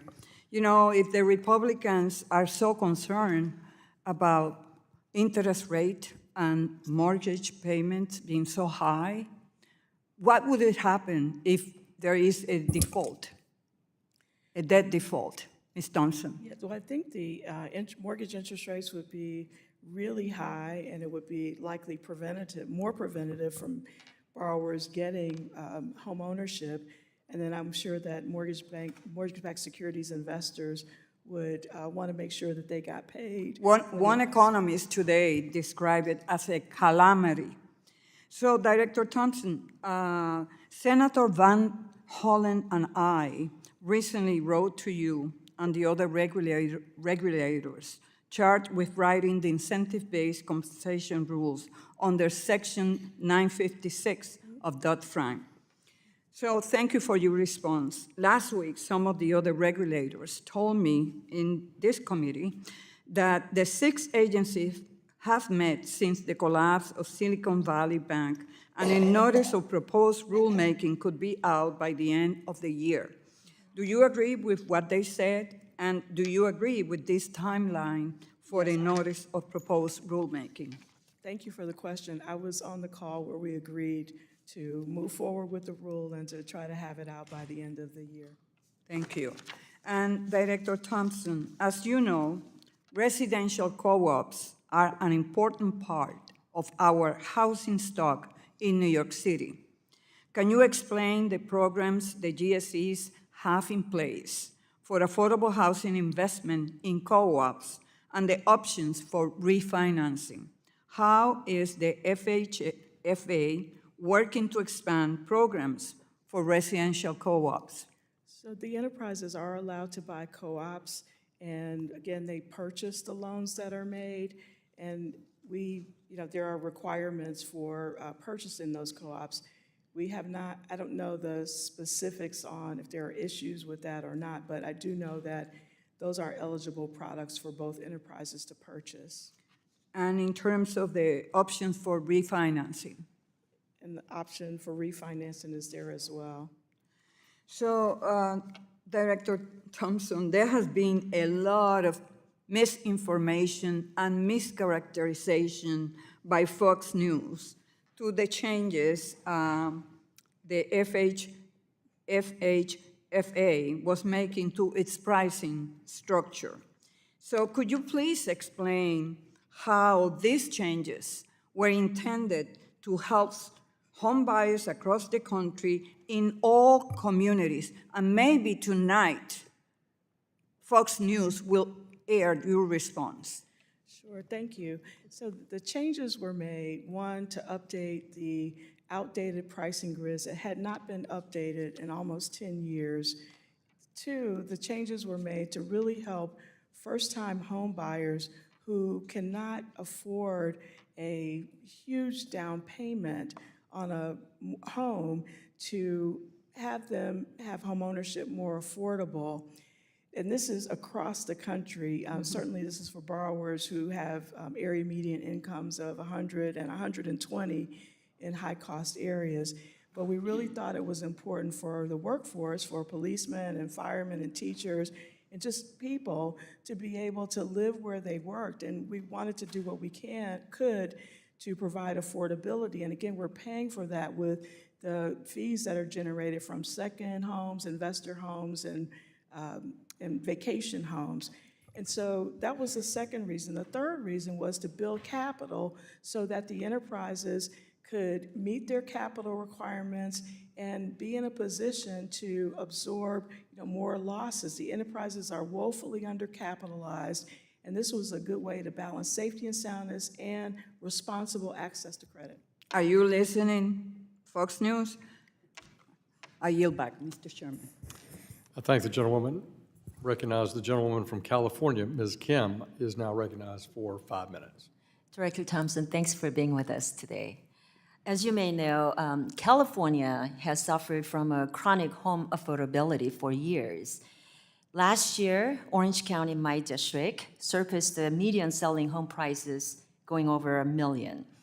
To make matters worse, California has the highest rate of poverty of any state with 13.2%. So in California, we have a mismatch in the housing market with low supply, the highest home prices in the country, and a large segment of the population unable to afford a home. One of the solutions to California's housing access and affordability problems is found in your testimony. The move to newer, more modern credit scoring models you are undertaking will score 12.5% more for my constituents in California 40th District. And of these newly scorable folks, 41% or 26,000 of them are near prime with a score above 620. So can you outline the benefits of including rental payments, utility payments, and cell phone payments in mortgage credit scores? Sure. So I think one of the tenets of good credit is somebody's ability to pay and their willingness to pay. Mm-hmm. And if you have people that are making a living and they're making their payments every single month on time, but they just can't afford a low down payment, we think that their ability to pay and their willingness to pay, as demonstrated by their continuous payments of rent every single month, is really important and ought to be considered in their credit score. And utilities, I mean, you certainly need water and electric. And so if people are paying their bills on time, just because somebody has low wealth doesn't mean they have bad credit. And to the extent they are able to and willing to pay, then that ought to be taken into consideration. I couldn't agree with you more. I do have a bill to do just that. So thank you. That will definitely help Californians achieve the American dream of home ownership. So please keep me updated on your efforts as well. The topic of the GSEs venturing into title insurance has come up a lot recently, and there are some major concerns amongst my colleagues about these endeavors. Whether it's the reported Fannie Mae title waiver pilot or the promotion of unregulated title insurance alternatives onto the low-income borrowers, I too am worried that the FHFA may be pushing alternative products and workarounds that don't effectively protect home buyers, lenders, or GSEs themselves. So I would like to ask you and encourage you to go back and revisit the rationale behind FHFA pushing the use of unregulated title insurance on low-income borrowers in general. But most immediately, can you confirm that these risky unregulated title alternatives are not being pushed in Southern California, where I'm from and where my constituents are, or in other seller-paid geographics across the United States? Yes, so first let me confirm that it is our goal to protect borrowers and to protect the enterprises. And FHFA is not pushing any unregulated entities. I think the title insurance is a requirement, again, by the lenders for the borrower to for the lender to prove that there's clear title and that there's no superior lien. And since 2008, attorney opinion letters are an option for certain borrowers under certain circumstances, but nobody's pushing that. Well, thank you for the clarification. In the interest of time, I just want to continue. But I want to say that we need to ensure that these pilot programs don't undermine the safe and soundness goal of FHFA. Now, I commend you for conducting a robust review of GSEs, NPL, and RPL loan sale programs. However, given that these programs reduce the risk to the GSEs and the taxpayers and help achieve more favorable outcomes for borrowers and local communities, I encourage you to restart these programs as soon as possible, but I understand these programs have come to a stop. So And these programs are important to help de-risk programs, the GSEs and the taxpayers. So would you agree that we need to restart these We programs? wanted to make two changes. One, we wanted to update the benchmarks because they were old, and two, we wanted to make sure that all the lost mid programs that the enterprises have are included in the waterfall. Gentlewoman's time has expired. Thank you, I yield back. The gentleman from New York, Mr. Garbino, is recognized for 5 minutes. Thank you, Chairman. You were just discussing a little about title insurance with my colleague. Last week, we had the Housing and Insurance Subcommittee. I discussed the FHFA's proposal about waiving title insurance requirements and acting essentially as the title insurer to a lending organization. Mr. DeMarco, who was one of your predecessors, said, quote, "Title insurance is a primary market function, and frankly, the GSEs simply do not belong in the primary market." He also went on to say that it was disturbing to think that Fannie Mae or Freddie Mac might displace title insurance by taking on the insurance itself. Would you agree with Mr. DeMarco that Fannie and Freddie have no place offering their own title insurance products? I have not, FHFA is not pushing that, and I have not seen that proposal. And we would have to evaluate anything on the merits of safety and soundness to the enterprises and to borrowers. So you don't think that, you brought up attorney opinion letters. You don't think that, well, what do you think about the proposal? Would you agree with the proposal if Fannie and Freddie wanted to waive title insurance requirements? I would have to see if that was a safe and sound decision or proposal. I would have to evaluate that on the merits, and I just haven't seen it. I mean, I wouldn't think it would be safe and sound. I was a practicing attorney. I did house closings all the time. I worked with title insurance companies. We had title closers at closings, and thank God for them at some of those closings because they saved a lot of homeowners a lot of grief by going through the title insurance policy. So I don't think it would be a sound proposal, and I hope if anything does come forward where Fannie and Freddie would waive those insurance requirements, I would hope you would object to it because there's a reason private lenders require title insurance now. There's protection there. And when homeowners purchase their homes, that's usually the biggest asset they're going to buy. And it's one thing to have title insurance that protects the lender. It's also another thing to have title insurance that protects the homeowner. So I think any sort of waiver of title insurance requirements by the GSEs would be a huge mistake and would end up hurting consumers. I want to move on to, and one of my other colleagues used this word, but the administration has tasked the FHFA with looking into enhancing tenant protections and addressing egregious rent increases in the enterprise multifamily programs. Director Thompson, what do you consider to be an egregious rent increase, and do you have concerns that any kind of rent control in enterprise programs would disincentivize multifamily borrowers and significantly impact the supply of affordable housing? So one of the things that we're doing before the end of this month is issuing a request for input on this very topic. So I'd love to keep you informed on the information we're getting from all stakeholders on this really important issue.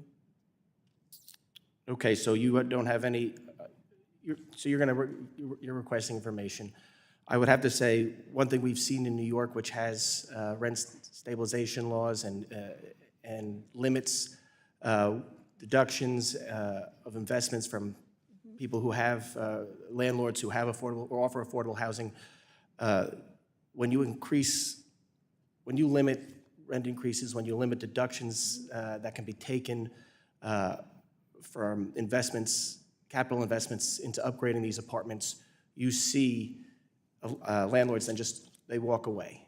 They either say, well, we're not going to build any new apartment buildings, or we're not going to continue to invest in these because I can't recoup the money that I'm investing in. So the renters, the low-income renters who are in these affordable housings, they face, they're the ones who are hurt.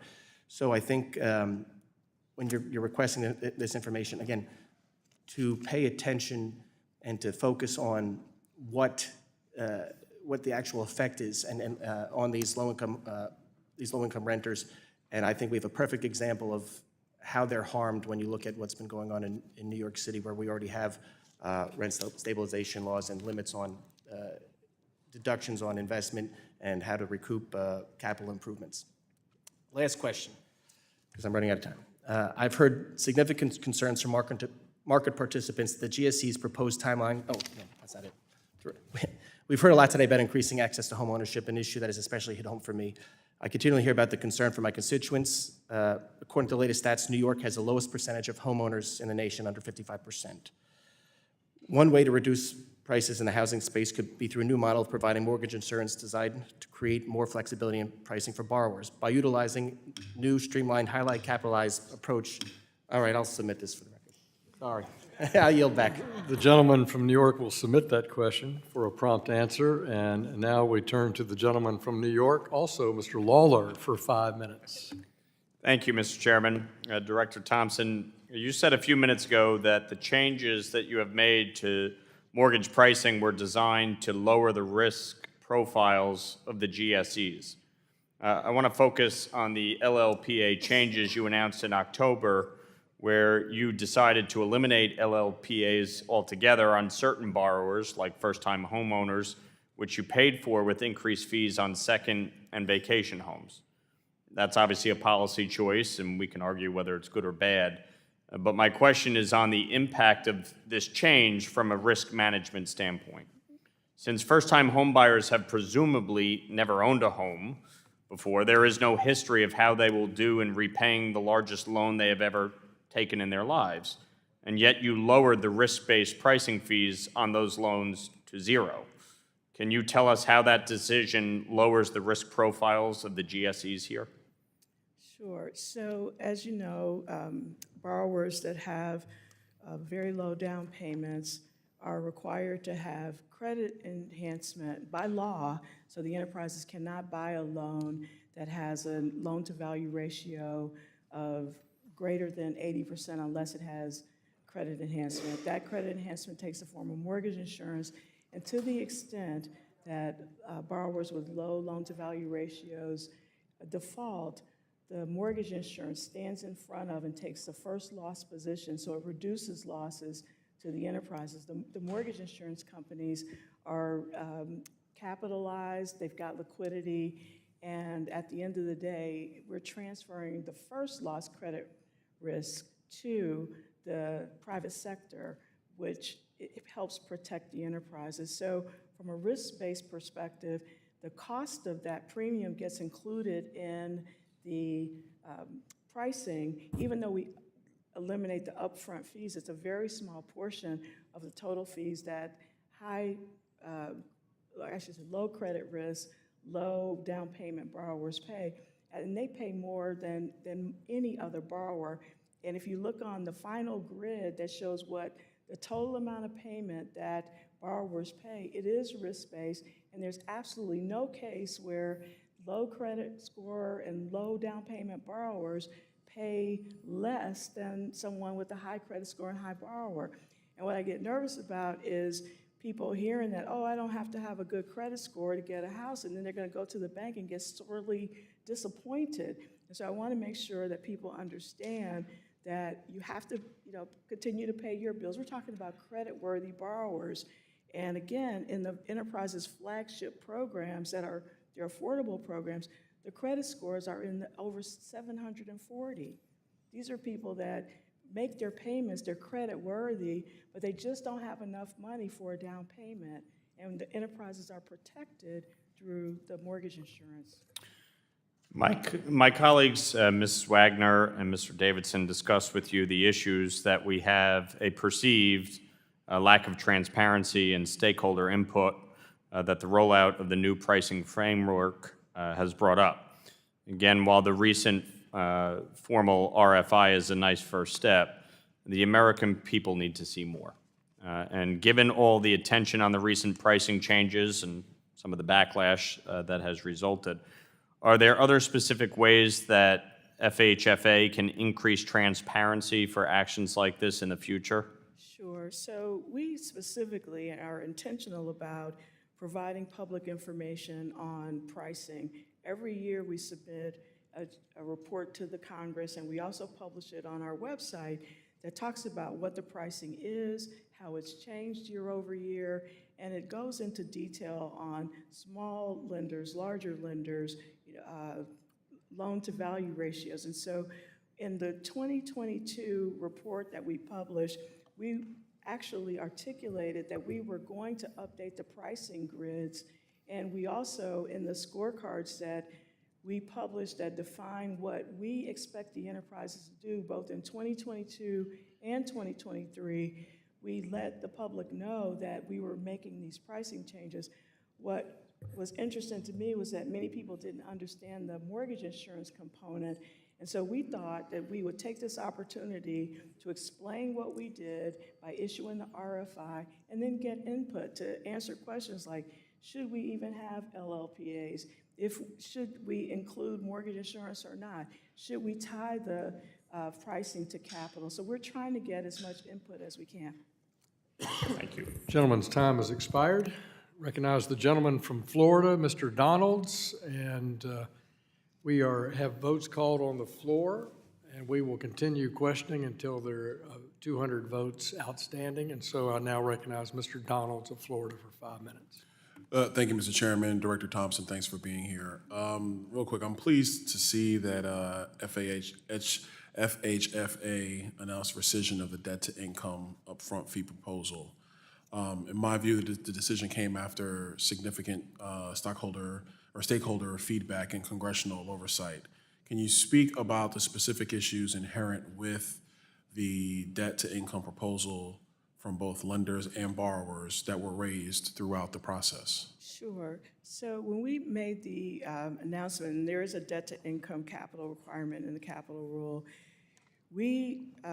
lenders said, they called and they said, this is real, we're having operational challenges implementing this. And I personally went to and visited lenders' credit unions. I went to banks to talk to heads of organizations, and they walked us through the process. And they said, especially for first-time home buyers, it was difficult to exactly pinpoint what the debt-to-income ratio was at a point in time. Many times people forget, pieces of information, whether it's expense or whether it's additional income that has to get added into the calculation.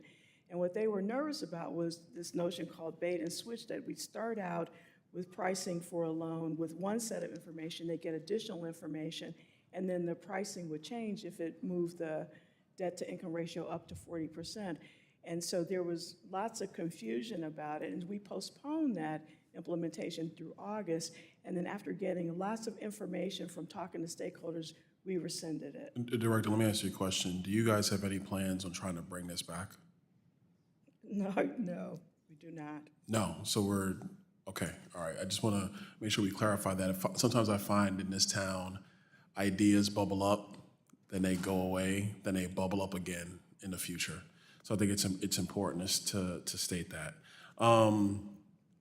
One other thing I want to talk on real briefly is I have some strong concerns about the reported title insurance pilot program at Fannie, namely the opaque process with which this program is being developed and how it would work in practice. A spokesperson from Fannie stated in response to recent reporting on the title pilot that the agency was still in the research phase. Can you describe the stakeholders and data FHFA is utilizing and collaborating with as it conducts research on this potential action? Yeah, FHFA is not conducting research. FHFA evaluates proposals from Fannie Mae and Freddie Mac. I have not seen that proposal because a pilot would have to be approved by FHFA. And we also put in place a new products rule, and we have all of the pilots that both Fannie and Freddie are engaged in. That proposal has not come to FHFA for approval. Okay. Director, last question. Are you concerned about the current size of the GSEs? And to a second degree, do you guys have any concern about potential loosening of underwriting standards? So to answer your question, I'm concerned about the enterprises building capital so that they can cover their losses. The size, the enterprises have very low delinquencies right now. The loan-to-value or the mark-to-market loan-to-value on the book of the enterprises is the best it's ever been.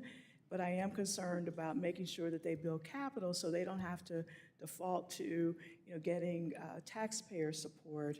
So that's my number one concern. And my second concern, 1A and 1B, is making sure that they fulfill their responsibility to provide liquidity throughout the United States to homeowners everywhere, not leaving anybody out, but making sure that creditworthy borrowers can get access to first-time homeownership.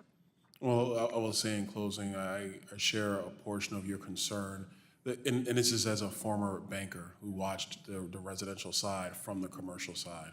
I would say that with respect to the GSEs, being able to be supportive of the mortgage markets to a degree is a goal that I think is optimal, but maybe it may not always be realistic. But I think that the key concern is always going to have to be credit quality, because credit quality is the thing that's actually going to protect taxpayers in the long run. With that, I yield back. Gentleman yields back. The gentleman from Iowa, Mr. Nunn, is recognized for 5 minutes. Thank you, Mr. Chairman Hill. Very much appreciate it. Director Thompson, thank you so much for spending some time with us today. As a guy here from the Midwest, I think we want to make sure that both our first-time home buyers have an incredible experience and do this the right way, and that ultimately the taxpayers are not on the hook for when things don't work out the right way. And for those of folks watching back home in Iowa today, your organization, the FHFA, plays a unique role in how mortgage markets function. In fact, you're the primary regulator for our GSEs, Fannie and Freddie. Over half of the mortgages on the market owned or guaranteed by those government agencies. That's more than 50% of where we are here. And you are the primary mission to regulate these GSEs. By design, the FHFA is intended to be an independent agency, free from agenda or political pressure, whether it be from Congress or from the White House. Now, as we've heard here today, some have argued that the FHFA is pushing forward the administration's equitable housing finance plans, but that you're doing it while displacing potentially private capital. Additionally, your agency simply announced significant changes to long-held standards via a press report or a periodic report disregarding any formal notice or comment period. That is an issue that is concerning. Last October, the FHFA made two important announcements related to credit scores and home ownership.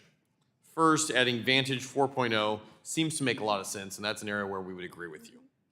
These new models help score an additional 11% of people in my district, and nearly half of those folks score near prime or higher than 620. So my question, Director, is what's the timeline for this project that you're working on, and can you commit to being communicative, not just with my office, but with us here in Congress, on how that process is going? Sure, so thank you. It's going to be a multi-year effort to update credit scores, because credit scores are used not just for underwriting, they're used for pricing, they're used for pooling, they're used by the mortgage insurance, they're used by investors. And so making sure that people have data so that they can calibrate the old to the new is going to be very important. And it's going to take lots of stakeholders, analyzing the data and making sure that their systems can absorb and that can process in a way that is safe and sound, and that we don't lose a beat in terms of risk management. I appreciate that. No, and that's good. I hope that we can expedite that process, because I think we all recognize this is something that we want to get to in a safe way, but not something that takes years and years to do, but addresses the current concern. As both my colleagues on each side of the aisle have mentioned, my second announcement is moving to a buy-merge system. It raises some questions, though. My small community banks and credit unions, including those in rural Iowa, often only report data to one credit reporting agency. Under the buy-merger standard, two consumers who have similar credit profiles could potentially get different priced mortgages depending on, one, which two reports are pulled, two, which mortgage lender and consumers choose, and three, which or how many mortgage lenders they have access depending on where they live. So, for an example, one of my constituents living in a large metropolitan area like Des Moines might receive something very different from one of my rural guys in Bedford, Iowa. How's the FHFA going to ensure that all Americans have equal access to mortgages regardless of where they live and how they apply? So we're working on that process right now, and we're getting input from stakeholders.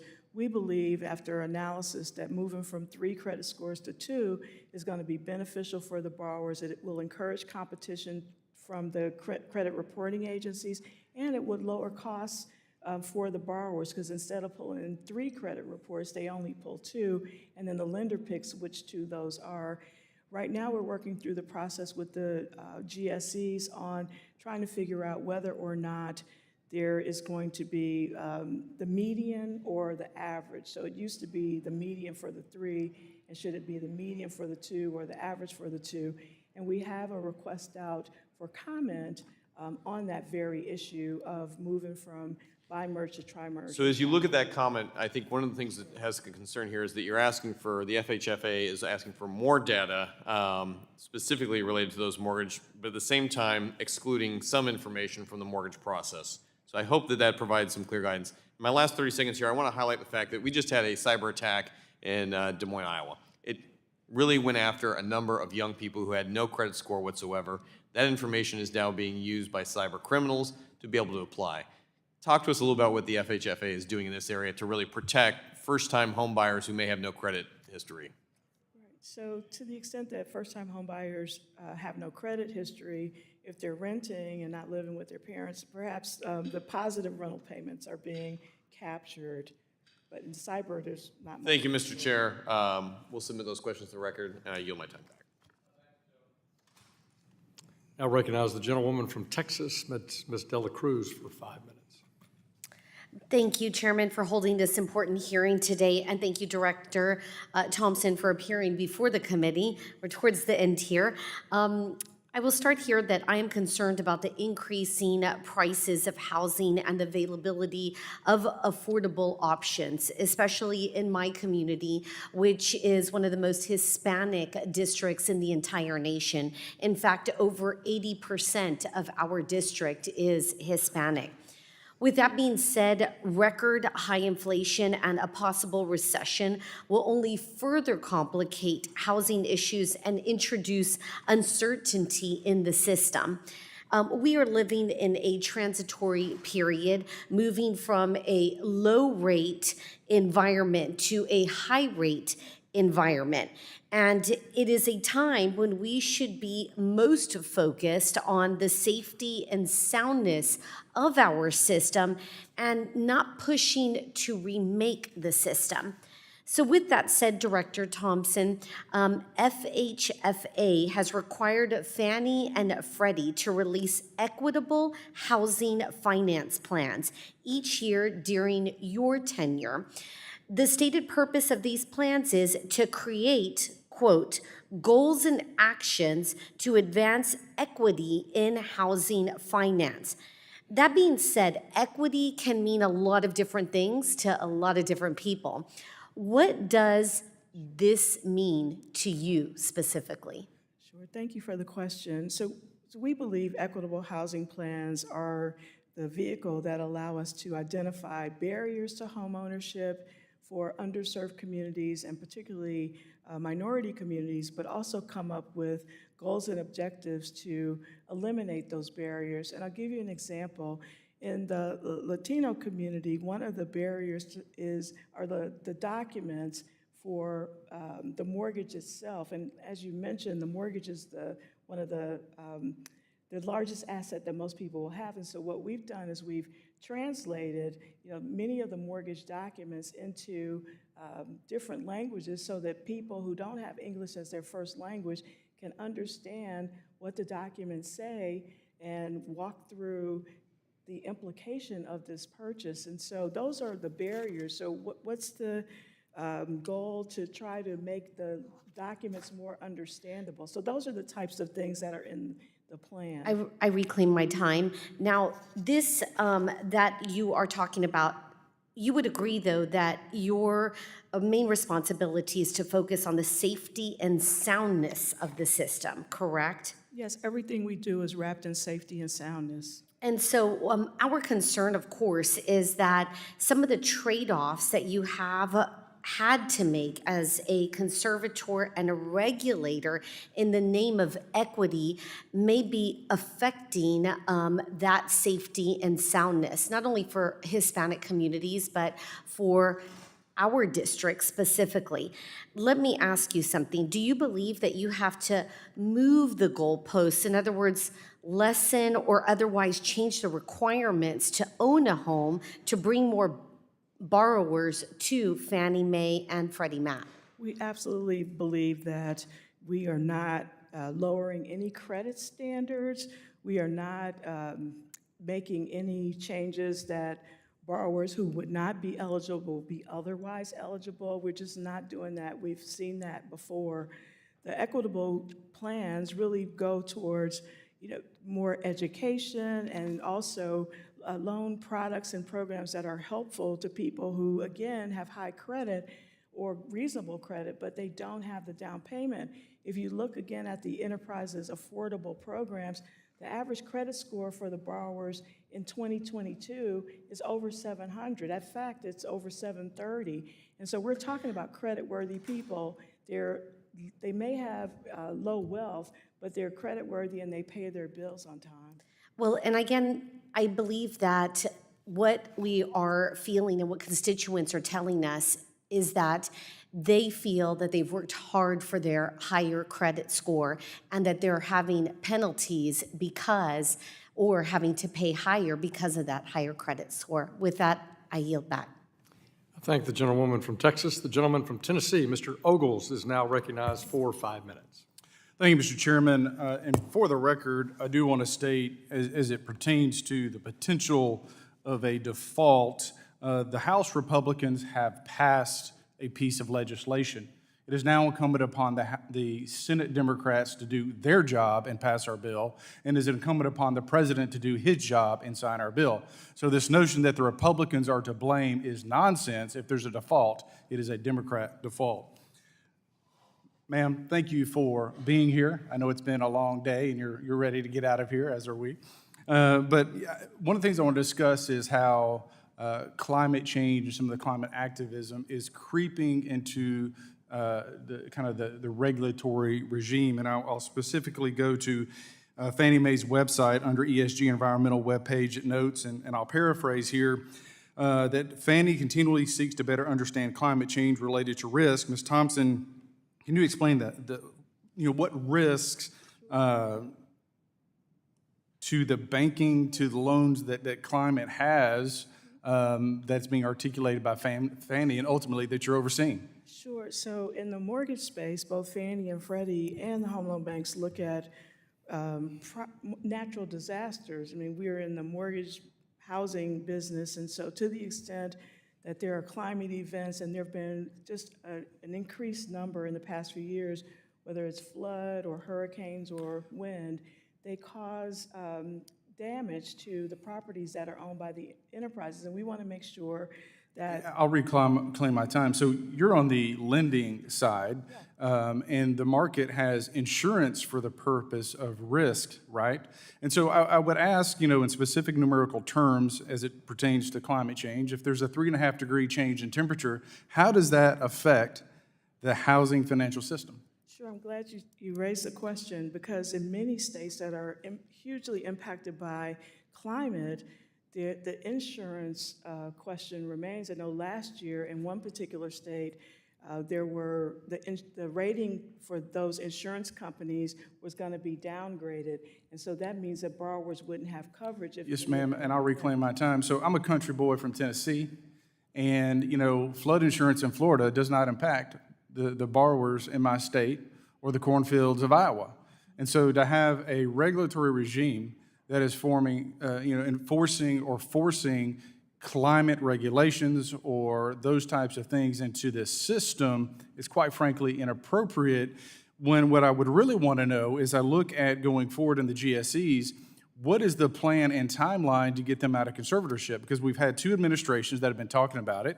Everybody seems to agree that it needs to be done, but yet here we are continuing to have this conversation. Here we are without a clear picture of what the GSEs look like post conservatorship. How does it impact the free market? So I want to get back to the question of, what is your specific plan under your tenure to move them out of conservatorship quickly? Right. So my plan is to make sure they continue to build capital and that the prices they charge cover the cost of capital for every loan that they take. Also to make sure that they're running their operations in a safe and sound manner, and to make sure that they're protected, which goes back to the insurance issue you raised. It's not just flood, it's wind, hazard, fire. We need to make sure our properties are protected and that coverage is available for those properties at inception and through the life of the loan.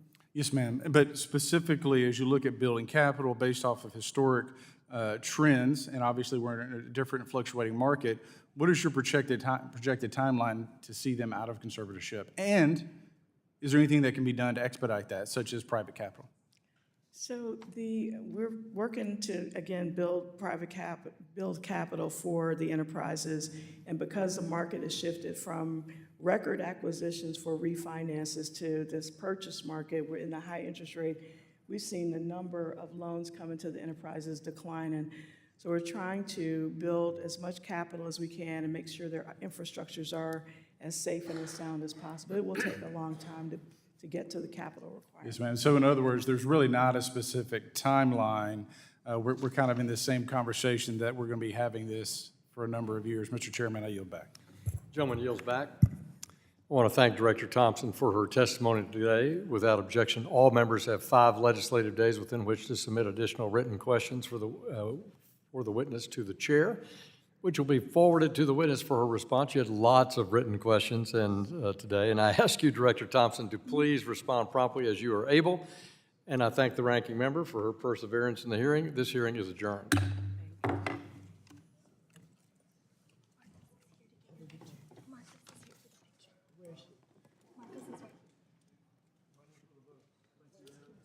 Marcos is